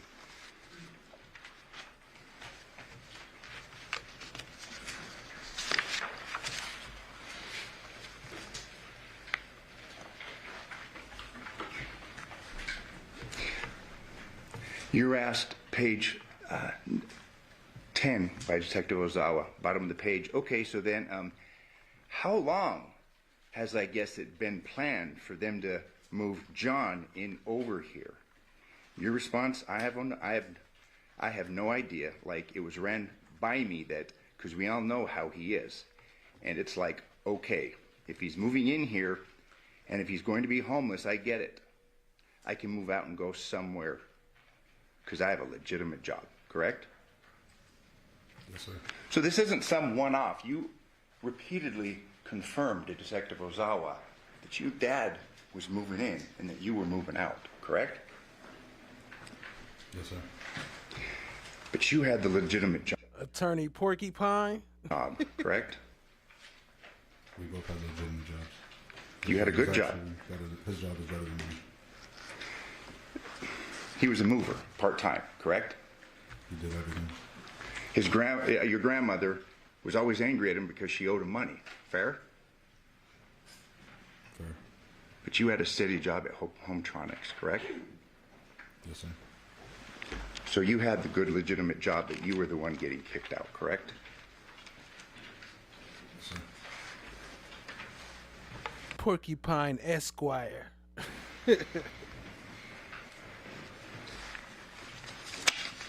In fact, you go on to state that you're a technician for Hometronics, correct? Yes, sir. And that you do security systems, correct? Yes, sir. And you install entertainment systems. Yes, sir. You told the officer that you'd been doing that for about 2.5 years. Fair? That's the sound of the police!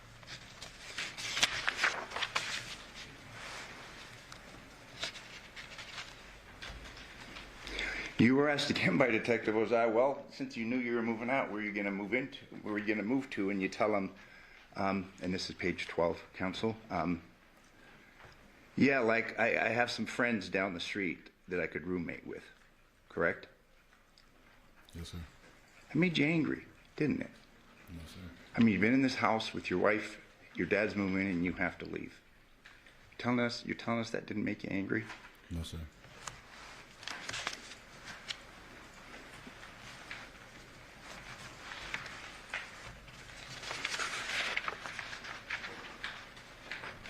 Now, today you testified that you'd worked the day before, August 6th, correct? Yes, sir. But you were actually off the day before, correct? You didn't work on August 6th. I was drinking a lot, I don't remember.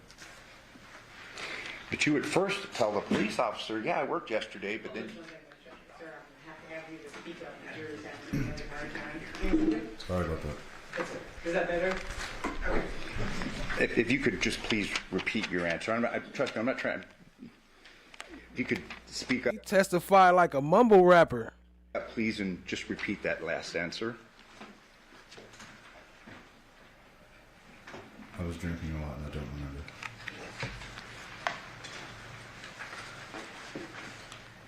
But you actually made the same mistake and initially told him I was working yesterday, but then you corrected yourself, correct?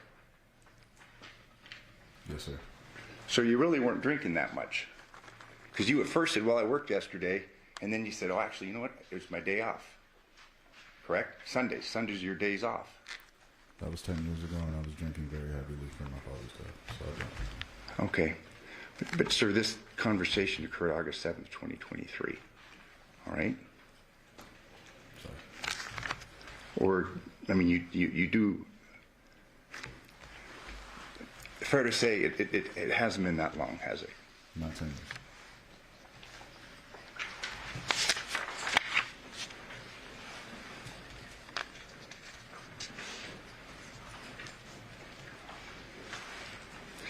In reference to the day before, August 6th, and you seeing them moving in, okay, because you actually didn't work the day before. You said, I heard the door open. I thought one of the girls opened the door, so I came down and looked out and saw him unloading stuff. And I was like, oh, all right, whatever. So I closed the door, just didn't hear it, correct? Yes, sir.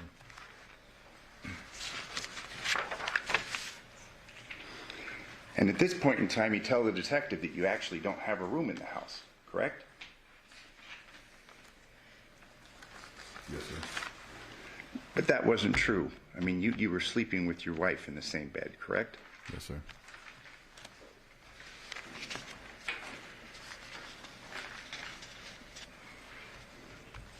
You said that your guy's a hot-tempered guy, correct? Yes, sir. His father. Yeah. You said he's like a hot-tempered guy, correct? Yes, sir. You said he had no filter, that kind of a guy. Yes, sir.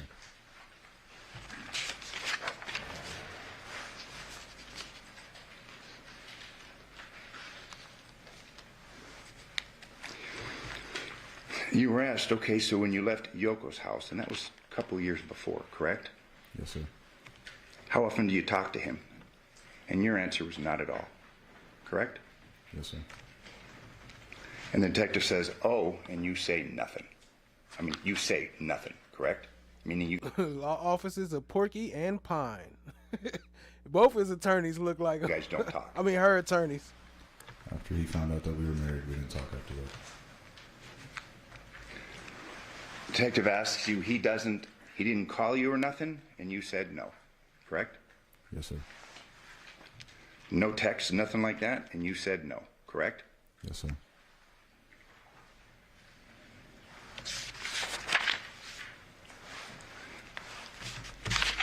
The detective then asks you about you speaking with him a couple of months ago, and what did that entail? Like, what were you guys doing at that point? You correct him and say, I didn't say I spoke to him a couple of weeks ago, correct? Yes, sir. And then the detective says, I thought you said the last time you spoke with, like actually talked to him, was a couple of months ago. And you say, well, like it was probably years, correct? Yes, sir. You say he doesn't call me on my birthday, not on Happy New Year's, like none of that. So not Thanksgiving, so we just didn't talk, correct? Yes, sir.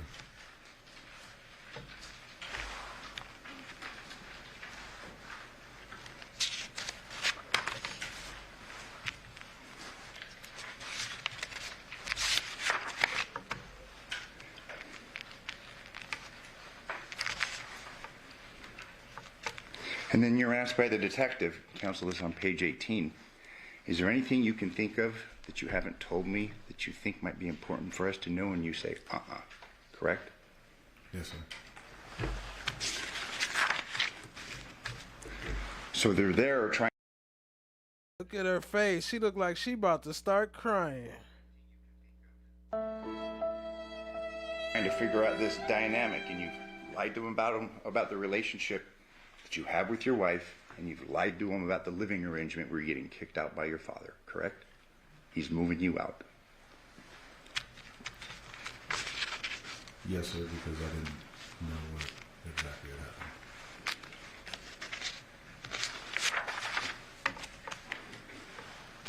You did say that it was kind of a shit show at the other house, correct?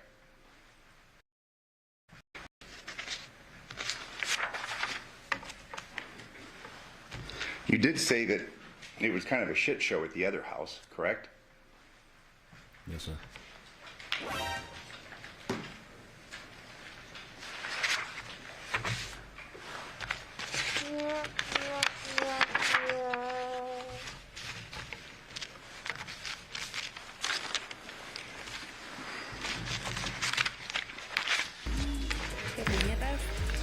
That wasn't the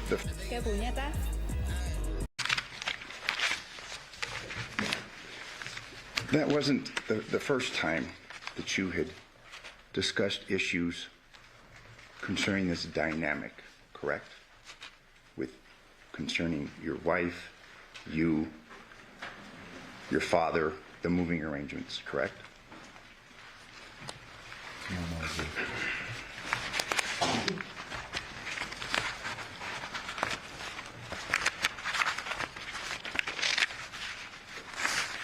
You were interviewed another time, correct? By another officer. And you reviewed that in preparation, the transcript, in preparation for your testimony today.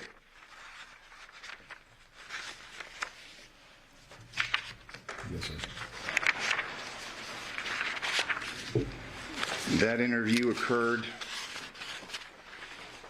September 12th, 2023, correct? Yes, sir.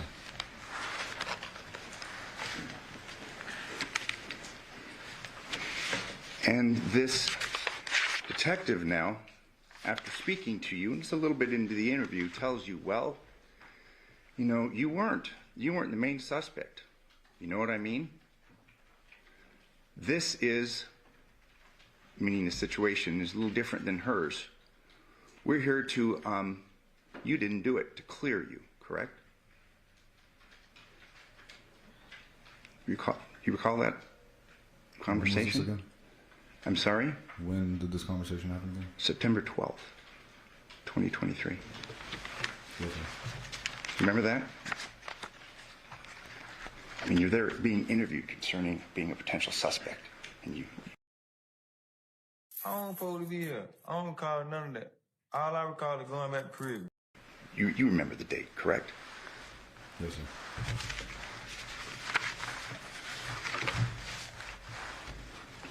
And you're being told now that we're working to clear you, correct? Yes, sir. You were relieved, fair to say? Yes, sir.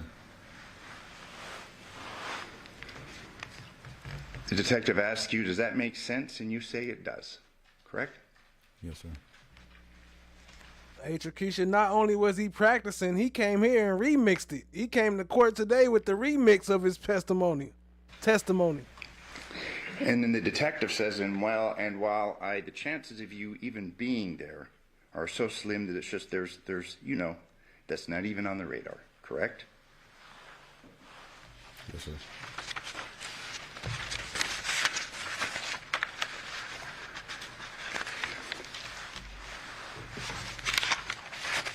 I mean, you had told law enforcement that you weren't close to Devyn. You didn't really have a real marriage. And things aren't that bad with your dad, and you're basically being told, hey, it's good. You're good, correct? Yes, sir. In fact, you're left there sitting for a little while, and the room's being recorded, and you say this is going to be a fucking Netflix series, correct? I don't remember. It's gonna be a fucking Netflix series. And the room's being recorded, and you say this is going to be a fucking Netflix series, correct? I don't remember. I told you that you said that. Would you have any reason to disagree with me? I'm just letting you know I don't remember. Okay. Oh, sorry.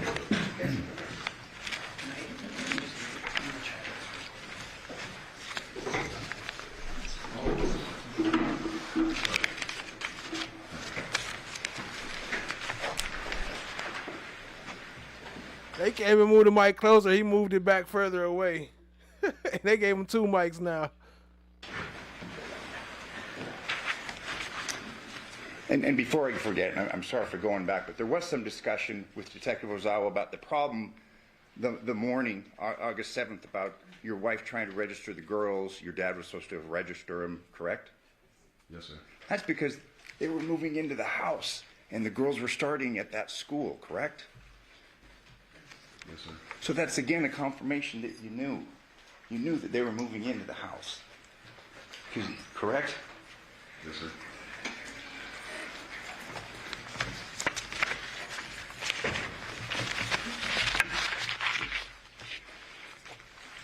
You testified before a grand jury.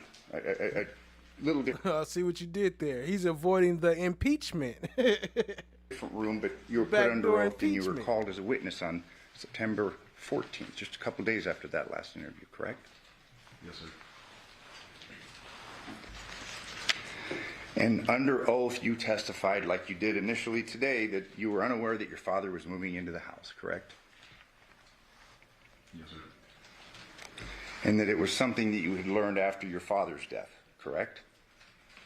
Yes, sir.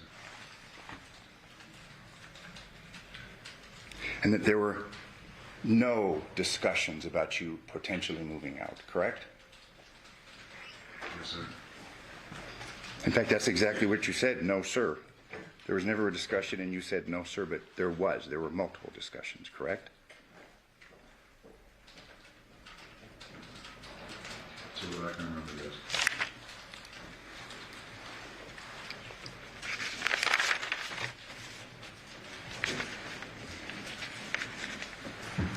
You were asked, were you estranged from your father? And you said, we didn't get along, correct? ¿Qué puñetas? ¿Qué puñetas? ¿Qué puñetas? While working, sir, yes. I'm sorry? Only while we worked together. So you're still saying you guys got along just fine, but it was just work related? Anytime I was with him, I had a good time. I see. But you guys don't text, you don't call, correct? Not after he found out I was married.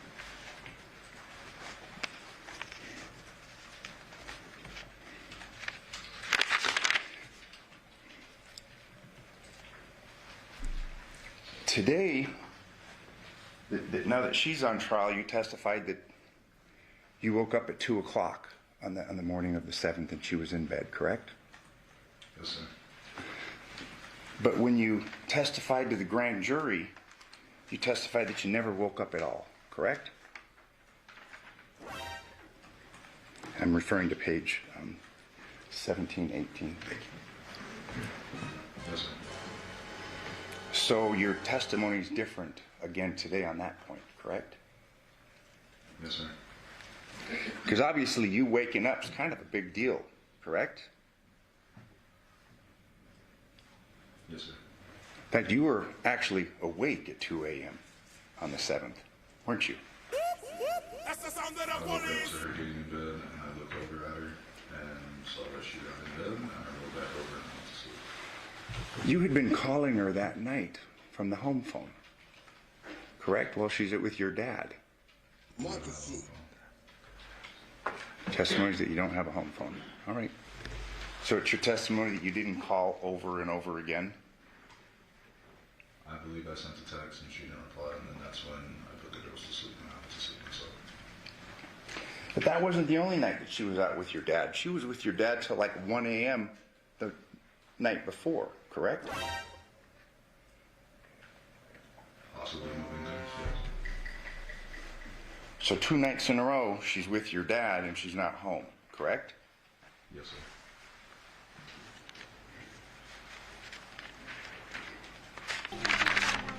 No, no. No. No, he's sleeping.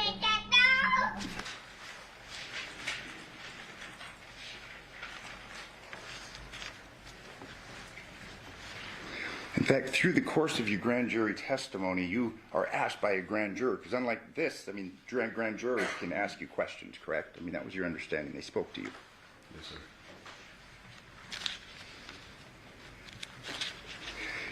You were asked how long you and Devyn had been married, correct? Yes, sir. And you answered 3 years. Yes, sir. And then there's some follow-up questions. Just like to ask you a couple more questions about that. Did you and Devyn... I'm sorry, page 35. Did you and Devyn get married in the traditional sense? And you answered, yes, it was more of me helping out with the girls when she couldn't find a babysitter. So I figured, well, we both kind of sat He needs some milk. and talked about it. When she has to go to work and can't find a babysitter, I could be there. She also had a whole bunch of medical problems, and it was very expensive to keep the girls at daycare, and she's sitting in the hospital, so I would normally be there to watch them. And then there's a question, okay, and I'm sorry to ask, was an intimate relationship that you were in with Devyn at some point? And your testimony under oath to this grand jury on this day was, yes, after the first year it started to get intimate, correct? Yes, sir. After the first year of marriage it started to get intimate, correct? It does not say that. The context of the question, I've read it, it speaks for itself. What you talking about, Willis? You just need to read the freedom. So that objection will be sustained. And if I may just read then for the record, I mean, this is prior testimony. This is from the grand jury? Correct. What page are you on? Page 35, I'll start at line 15, page 35, by juror. How long have you and Devyn been married? Answer, 3 years. Question. If I could ask you just a couple more questions about that, did you and Devyn get married in the traditional sense? Yes. Answer. But it was more of me helping out with the girls when she couldn't find a babysitter. So I figured, well, we both kind of sat and talked about it. When she has to go to work and can't find a babysitter, I could be there. She also had a whole bunch of medical problems, and it's very expensive to keep the girls at a daycare when she's sitting in the hospital, so I would normally be there to watch them. Question, okay, and I'm sorry to ask, was an intimate relationship that you were in with Devyn at some point? Yes. After the first year, it started to get intimate. Next question, did it remain intimate up until the time of your father's death? Yes.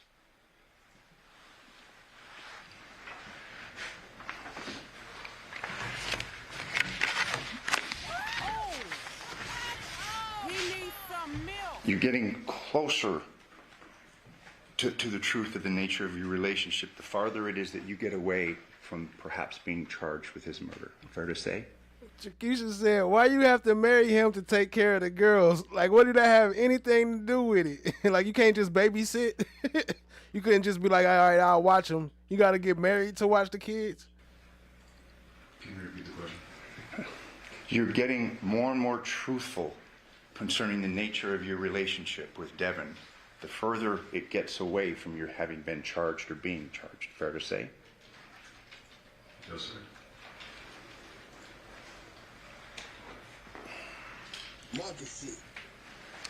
You testified today that you didn't remember the date that you married her, correct?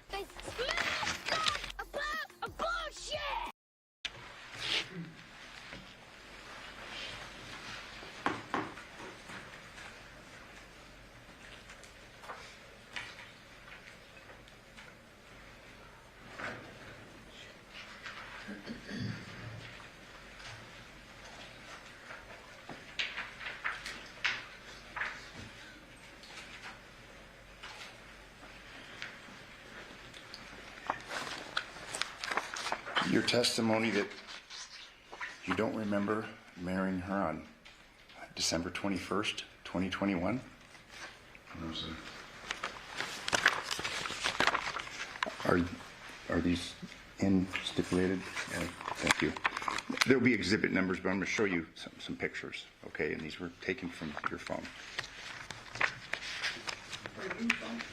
From his phone.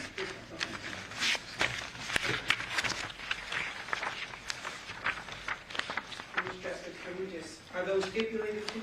Yeah, we have no objection. We just want a copy because absolutely we've just seen them. But Okay. I think we do for. Objecting to this stack? Correct. I think. Okay, well, let's just make it right. Yes. Yeah, they put them on. This is L3. It's been marked by your clerk. He was ahead of me, so thank you. Right, but I just need you to tell me what it is so we can put it on the record. Bonus/step perks. Okay. L3. So, hey, was he a bonus child or a stepchild? L3? Yeah. Is that L3? Okay.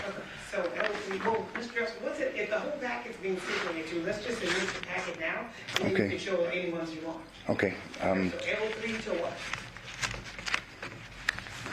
Hang on just a second. Definitely a bonus child. My bonus child.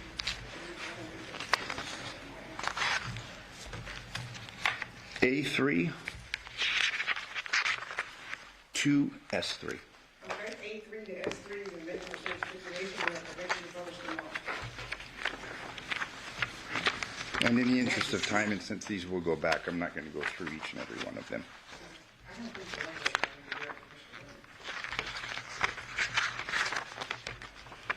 He was both of them. If we could please. In the front? Right here? Yeah.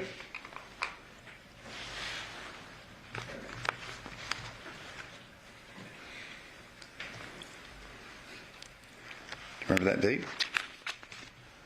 I remember the day. Okay. But you do remember marrying her, correct? Yes, sir. Remember this? Yes, sir.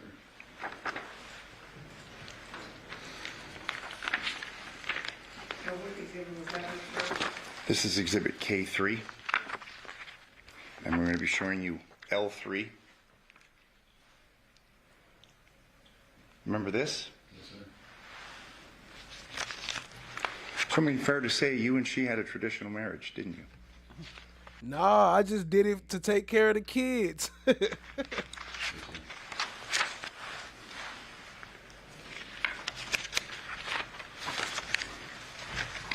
I mean, obviously it was a fairly passionate relationship, wasn't it?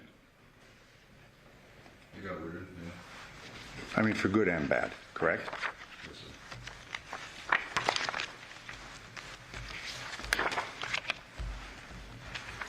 That she had sent you a text just days before this case began about get out of the house. Do you recall that? Get your stuff. Don't think you're coming back. I want a divorce. I don't remember anything like that.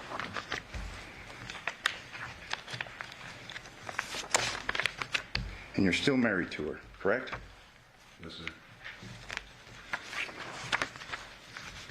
After things went down in this case, you moved to California, correct? Yes, sir. Through the course of your marriage to her, you wore a wedding ring, didn't you? from my time in Vegas, yeah. And she wore a wedding ring too, correct? Yes, sir. And that was a symbol of the commitment that you had to each other, correct?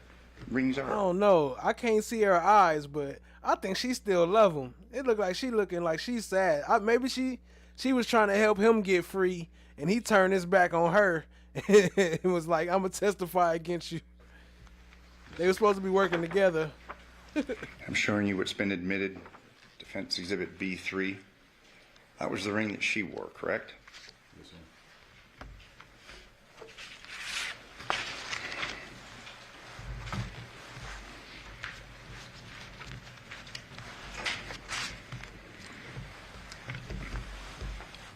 You worked at Hometronics and you had tools, correct? Yes, sir. You were good at installing home security systems, correct? Yes, sir. You had hundreds of pictures on your phone of various systems that you installed, correct? Yes, sir. After I was done with the job, I had to upload it to the Hometronics website to prove that I got the job done.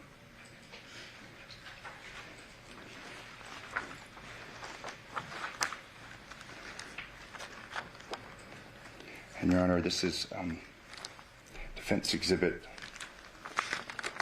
looks like B1 through V2. We're moving through the admission. These are just images of security systems. B1 through B2. I'm sorry. B1 through B1 through V2. Oh, no objection. Okay, B1 through V2 will be a minute. And in going through these security systems, you obviously were conscientious of the angles, correct? So I was asked how we set the camera up, and I was asked. Look, marrying your dad is not normal, counsel. They even tried to block it right here. We had to let it pass. They even blocked it. They even blocked that comment, is what I'm saying. The customer to pull it on their phone and let me know what angles they would like it to be. So you're familiar with security cameras and what they picked up and what they didn't. Yes, sir. And there's going to be a stack of these, but I'll just show you just for, like, Defense Exhibit K2. We've got one right here. You can see that, correct? Yes, sir. You know what type of camera that is, correct? A ring camera. All right. Showing you Defense Exhibit D2. You got the ladder up on this. This is an exterior camera. You installed that one, correct? Yes, sir. You know what kind of camera that is, correct? That's also a ring camera.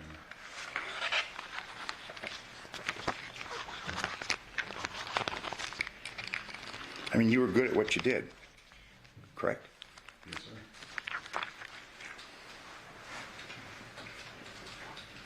And installing the home entertainment systems, I mean, you need a Sawzall. You cut through 2x4s, you cut through drywall, things like that, correct?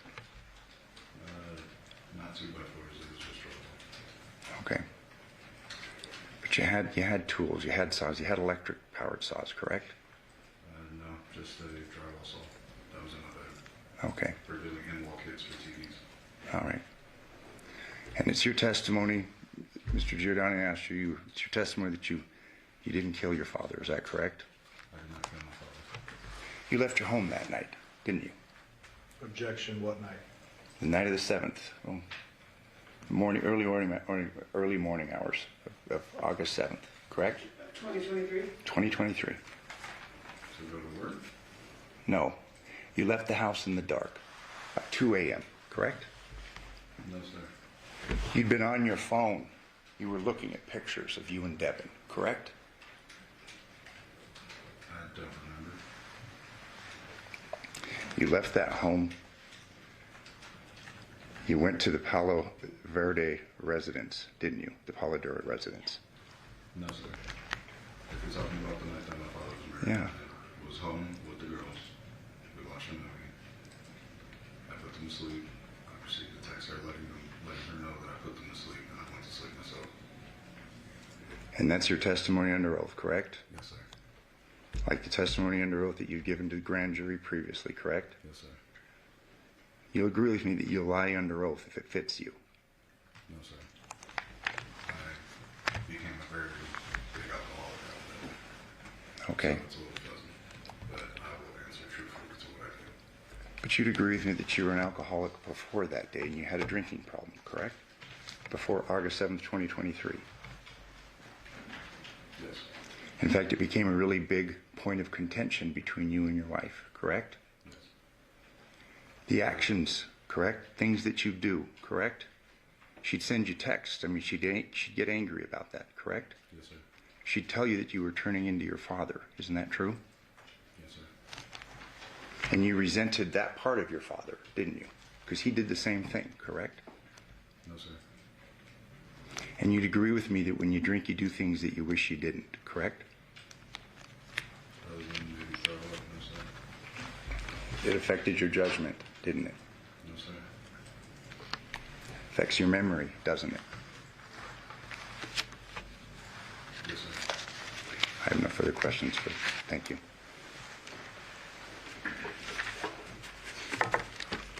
Can you read the rest of it? Yes.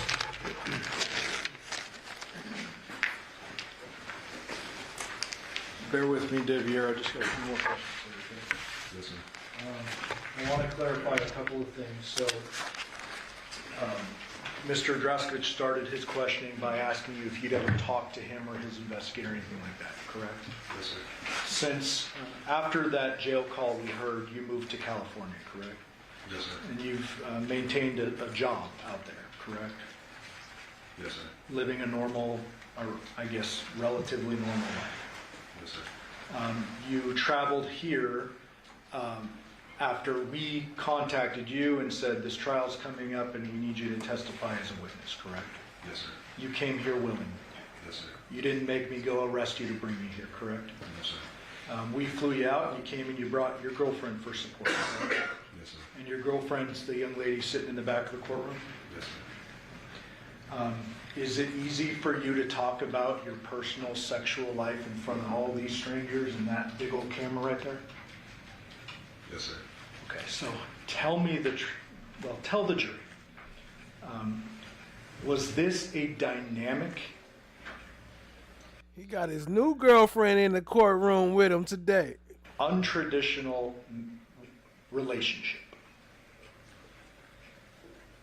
At first, it was just to help with my sisters, and things got a little weird, so in the beginning, no, and then at the end, yes. Okay, and I'm not just talking about the marriage. I'm talking about since you were a 19-year-old kid having sex with your father's ex, or I guess live-in girlfriend at the time. You would agree that's not traditional? Absolutely. Yes. You would agree that's not traditional? Yes, sir. You would agree that, you know, it's not the best look to do what you did? Yes, sir. Are you embarrassed of that? Yes, sir. But it happened, and you're acknowledging that, correct? Yes, sir. And that sexual relationship went on for an extended period of time? Yes, sir. Without going through all these exhibits, you would acknowledge and you understand that the detectives took your phone and took a whole bunch of other phones, correct? Yes, sir. And before you even took the stand in front of these people today, you know that we, all these lawyers, have access to your most personal, intimate conversations. Yes, sir. Okay. Are you doing your best to recall 2 years ago, back to 8 years ago, in front of this jury? Yes, sir. Okay. So when you say, sitting on the stand today, you say, I believe I worked on August 6th. Is that what you believe? Yes, sir. Okay. So Mr. Draskowicz made a big point of this, and I want to... Got him again. Is this the prosecution? That was dumb. Address it. I worked on August 6th. Sitting on the stand today. Saying he believed he worked on August 6th. He know damn well he didn't work on August 6th. On August 6th. Is that what you believe? Yes, sir. Okay. So Mr. Draskowicz made a big point of this, and I want to address it real quickly. The truth is that you are a liar.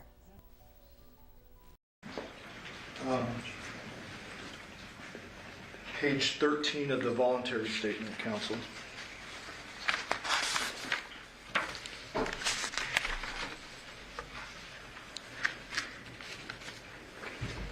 This is about working the day before. Actually, it's bottom of page 12. Yep, that is him. See, they opened the door back up for the cross to come back and talk about it again. His dumb ass, knowing he didn't work that day, you gonna just make him admit that he was lying again? The detective asks you, okay, is that what time you got off? And I'm gonna be exactly precise with the words from this transcript, okay? You respond, sometimes a little earlier. The detective asks, is that what time you got off yesterday? You respond, I got off yesterday at about, wait now, today's Monday. Yesterday was Sunday, right? And the detective responds, yeah. Then you respond, yeah, I didn't work yesterday. Does that sound accurate? Yes, sir. Okay, and I can show you this at any point if you need to see it. My point is, and my question is, on August 7th, you learned your father died from your grandfather, correct? Yes, sir. You have, you were at work and then you go home and you start drinking, correct? Yes, sir. You learn a little bit later that it's not like a natural death and there are police involved, correct? Yes, sir. There are police showing up to your house, they're searching it, they're talking to Nikki, Devyn, they're talking to you, correct? Yes, sir. Okay. You acknowledged with defense counsel earlier, you were not entirely truthful about the depth of your relationship with Nikki. Is that correct? Yes, sir. Explain to this jury, let them look at you and say, why is it that you were not entirely truthful about your relationship with Nikki on the day one? I wasn't entirely truthful with our relationship because I didn't know that my father was murdered, and I didn't want anybody to find out that. I tried to force some truths that I shouldn't because entirely truthful about your relationship with Nikki on the day one. I wasn't entirely truthful with our relationship because I didn't know that my father was murdered, and I didn't want anybody to find out that. I tried to force some truths that I shouldn't be telling. Okay. So, do you even know at the time you're giving this interview that Nikki was a potential suspect? I was unaware for the whole thing. I just didn't know why the cops were in her house. Okay. Did there come a point in time in the intervening or the days after August 7th where you start to suspect she had something to do with it? Yes, sir. Okay. Was that easy for you to come to that understanding? Absolutely not. Okay. She was your wife. She is your wife. Yes, sir. You cared for 2 children together. You had a lot of sexual history with this person, correct? Yes, sir. Did you want to see her go to jail or get arrested for this?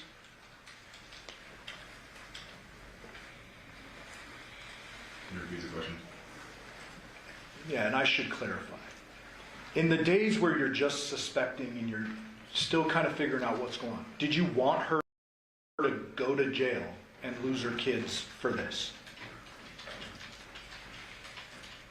Once I found out after the news article, yes. Okay, so once you find out what actually happened to your dad and you presume she did it, you want her to go to jail. Fair. Yes, sir. But before that, you're not in any of this interview blaming it on her, correct? We agree there. Yes, sir. You're not saying she must have done it. You're just giving history. Yes, sir. You minimize your relationship. We can agree. Yes, sir. Okay. With regard to the questioning Mr. Draskovich went through with the He's just trying to confuse everybody so y'all can keep on getting back to old girl. Like, never mind, she did it. She did it. I don't know what they talking about. your dad was moving into the Porcupine Rim address. I want to talk about this for a moment. Before I get into the transcript, as you sit here right now, when is it that you think you learned that your dad was moving into the residence?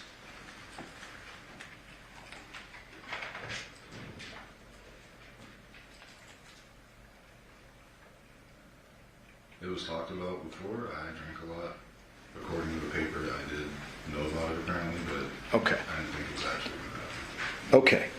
So, and bottom of page 8. I'm going to read verbatim. You are asked about line 300, counsel. Okay, so then you knew he was moving in and she told you that you were going to have to move out, period. You respond, recently, yes. It was kind of a short notice, but yeah, period. And, period, I mean, period, I know the person he is, so I was like, okay, whatever, I'll deal with it, period. They then ask, okay, and you were going to move out. Did he knew that you lived here or didn't know that you lived here? You responded, no, he knew I lived there. Detective says, and then, ... and you continue and you say, but since I didn't talk to him and she was going over there for the girls and him, I kind of stayed away. I guess they would talk about it and she ran it by me. I drink a lot, so she ran it by me apparently, and I was gonna move out for a short period of time until he got on his feet and I was gonna come back. Does that sound accurate? Do you dispute what is in the statement? Does it sound accurate? Yes, sir. You're not disputing what's in the statement? No, sir. So even back then, you're telling them, like, I drink a lot. She apparently told me this. Yes, sir. As you sit here right now, do you 100% remember when you learned your dad was going to move in? No, sir. Okay. Had you known beforehand, before his death, would that have caused you to fight him, hurt him, kill him? No, sir. Would you have had any reason to kill him? No, sir. Did you want out of this relationship with Nikki at varying points of time? Yes, sir. And so had your dad moved in and you've been told you got to go stay at a buddy's house or move out or whatever, would that have been a big deal for you at the time? Absolutely not.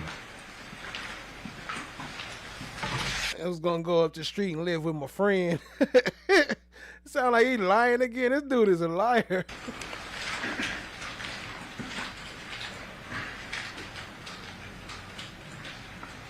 The truth is, you are a liar.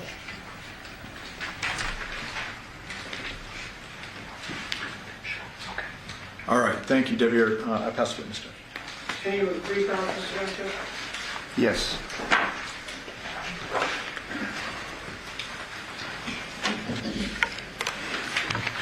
This whole issue about the sexual relationship that you had with Devyn, beginning when you were 19, you didn't speak to the prosecutor or anybody about that until yesterday, correct?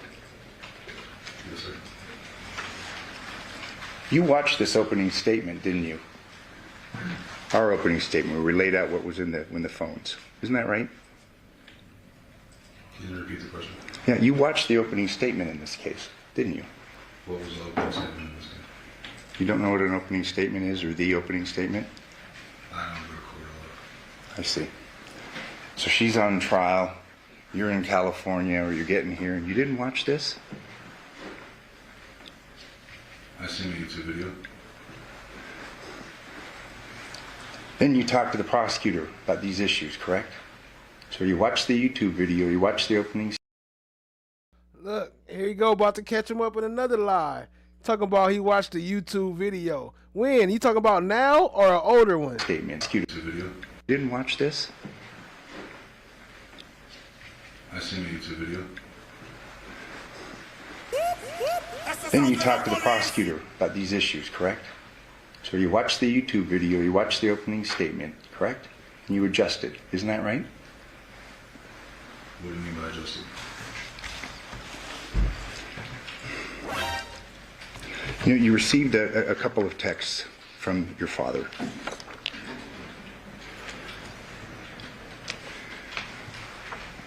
(10/24/2022).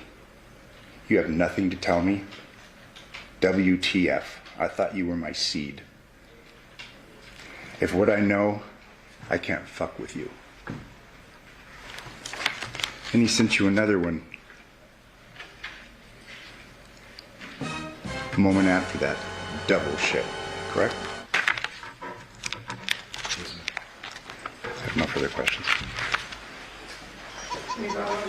What YouTube video did you see and when did you see it?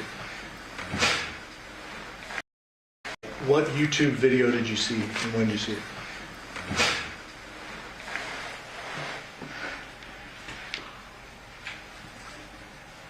It was earlier in the year.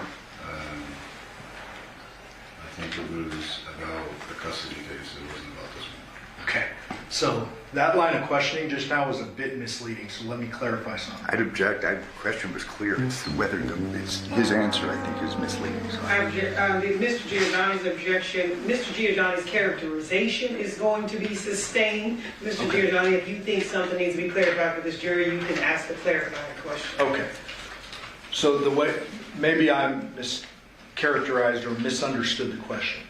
I thought the question was, did you watch a YouTube video last night of the opening statement that happened in this trial? No, sir, I'm sorry. The video that I had witnessed was over the custody case, I believe. Yeah, like months ago, correct? Yeah, earlier this year. Did you watch any footage from this trial before hitting the stand? No, sir. Okay. Look at prosecutor come and clean it up. Look, he like, boy, you better not say, boy, we gonna fix this right now. So what you're testifying to is not based on something Mr. Draskovich said yesterday or the day before. Because you wouldn't know what he said, correct? And when we met last night, I told you, I'm not going to tell you what anybody said in court. I want to hear the truth, correct? Yes, sir. And I said the most important thing is to tell the truth, correct? Yes, sir. Are you doing that? Yes, sir. Pass witness. Any follow-up, Mr. Justice? But you're capable of not quite telling the truth when it's to your benefit. Fair to say? I just didn't understand the question. I'm sorry. I see. He just didn't understand the question.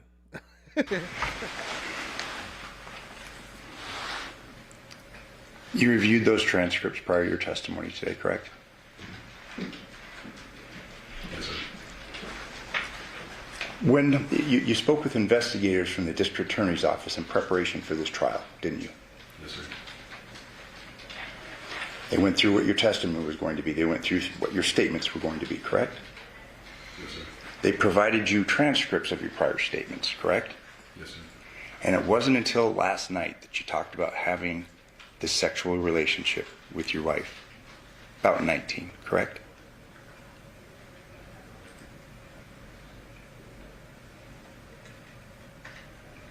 Yes, sir. And just last night's the first time you talked about it. Just so we're clear, correct? Talk to what? The prosecutor about this relationship that you had with Deviere. Last night was the first time, correct? Well, he is Deviere. Yeah, but no, I'm sorry. It's been a long day with Deviere. You spoke with Mr. Giordani last night for the first time, correct? About your relationship with Devyn Michaels. Going back to 19, correct? Yes, sir. Thank you. I have no further questions. Yeah, I'm sorry. I just got to clarify. Just so everyone understands, you testified at a prior proceeding where I questioned you, the grand jury thing that we were talking about earlier. Yes, sir. And you talked about the relationship and you said it was sexual after the first year and it went up and until your dad's death. Yes, sir. That's back in September of 23. Yes, sir. Last night, you flew in out of state, you came with your girl, and you met with us with a witness present, a guy with a badge. Do you remember that? Yes, sir. Okay. And I don't know if it was meant to be suggested this way, but what I heard was they told you what to say or something like that? I object to that. No, I didn't. That wasn't my question, so that was not okay. So we asked you questions, correct? Yes. And I told you I can't tell you anything that's happened in court. That would be unethical, correct? Yes, sir. Okay. I told you to tell the truth. Yes, sir. Pass witness. Just so we're clear, I'm not accusing him of any wrongdoing. I'm just saying yesterday was the first time that you had a discussion about having a relationship with your wife, a sexual relationship, from the time you were 19, correct? No, sir. It sounds like I was already interviewed about it and I talked about I read you your grand jury transcript. No, that was in the context of your marriage. You never testified before the grand jury about having a sexual relationship with your wife that began when you were 19, correct? Yes, sir. I have no further questions. No, thank you. Do ladies and gentlemen, the jury have any questions for this witness? Okay, seeing no response. Sir, you are excused. Thank you very much for your testimony here today. You can come out now. Counsel, good approach.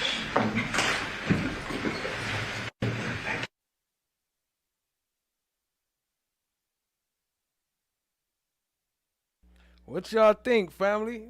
It was super suspicious, right? It was suspect like a mug. I don't know. I think he had something to do with it. He must have chopped the head off that boy. Like, what you doing laying in my bed with my wife? Laying in the bed with my wife. I think that's about it for tonight. Let me see. They're going to come back and say something, so we'll play that first. We are going to take our nighttime recess. During this recess, you must not discuss or communicate with anyone, including fellow jurors, in any way regarding this case or its merits, either by voice, phone, email, text, internet, or other means of communication or social media. You must not read, watch, or listen to news or media accounts or commentate on it. You must not do any research, such as consulting dictionaries, using the internet, or using reference materials. You must not make any investigation, test the theory of the case, recreate any aspect of the case, or in any other way investigate or learn about the case on your own. And you must not form or trust anything in regard to this case until it's filed submitted to you. Ladies and gentlemen, we'll be at recess until tomorrow morning at 9 a.m. All rise for the jury. You can sit in my chair. Okay, 9 a.m., a little bit earlier. No.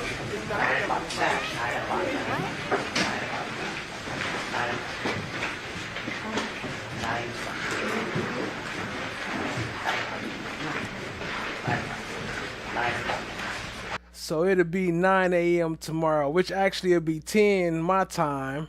And I don't know, I guess noon or 1 o'clock Eastern.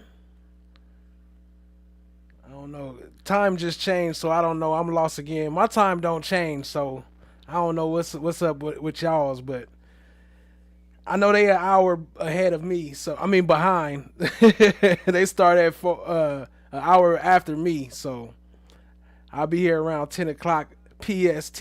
I mean Mountain Time. Damn, never mind. Let me just shut up with that. Shout out to everybody in the chat. I got it set up. I have it fixed the time. There you go, 12 Central.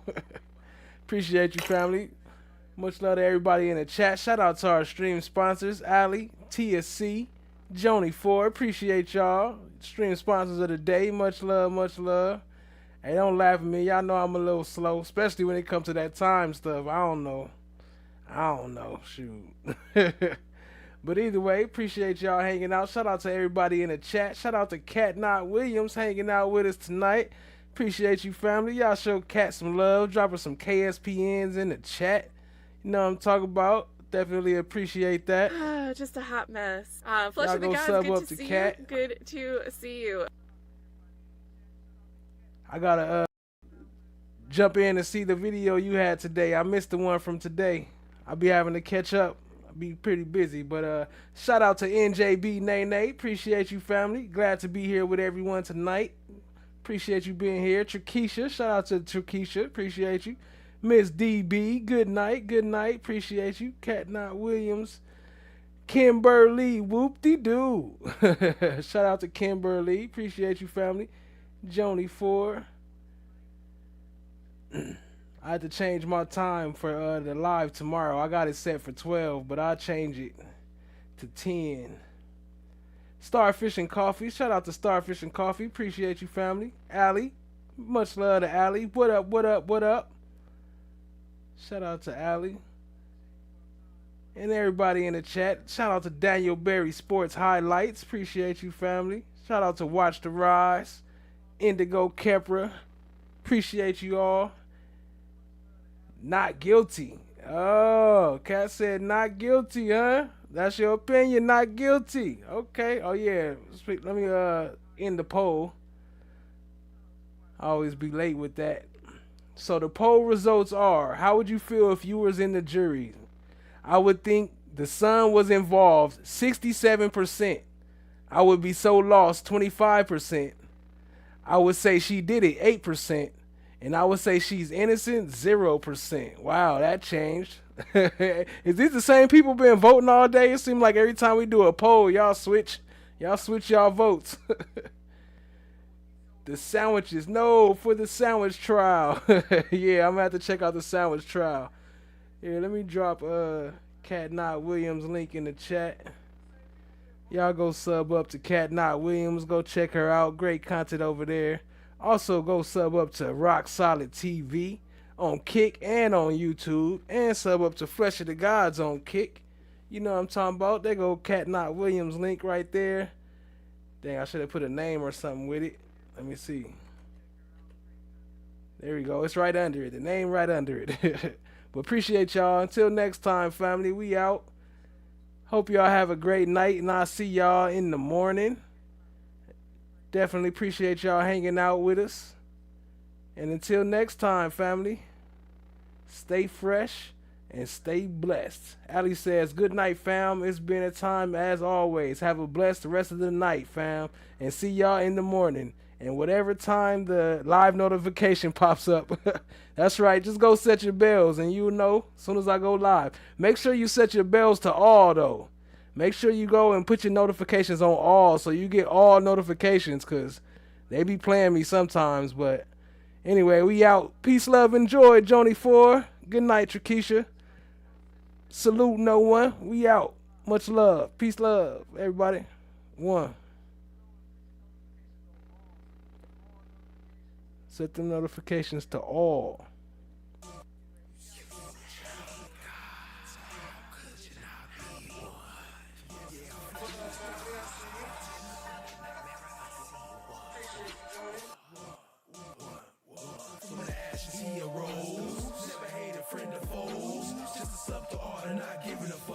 Chasing down my goals, I self-law am master, supernatural disaster, metaphysical reaction. I am the flesh, I am the God. No one got the lab on lockdown. Talking hot winters and cold summers. Black Force Ones when we slide in the streets. We all stay home, had a club jumping. What up, cousin? I see you, fam. Throwing slime coins when I watch the trial. LEOs be capping, chatting action. Come and tap. Oh, not guilty for the sandwich trial. My bad.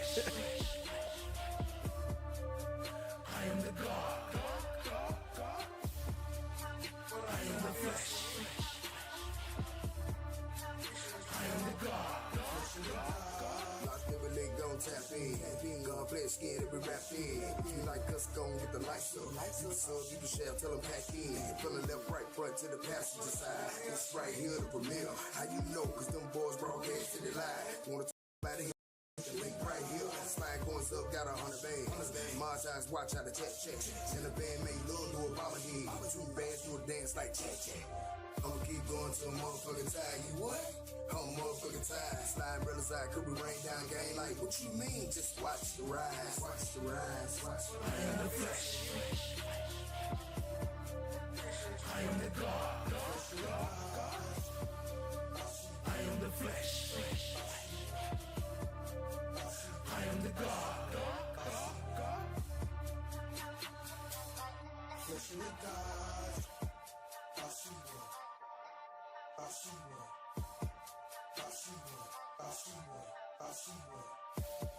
I am the flesh. I am the God. I am the flesh. I am the God.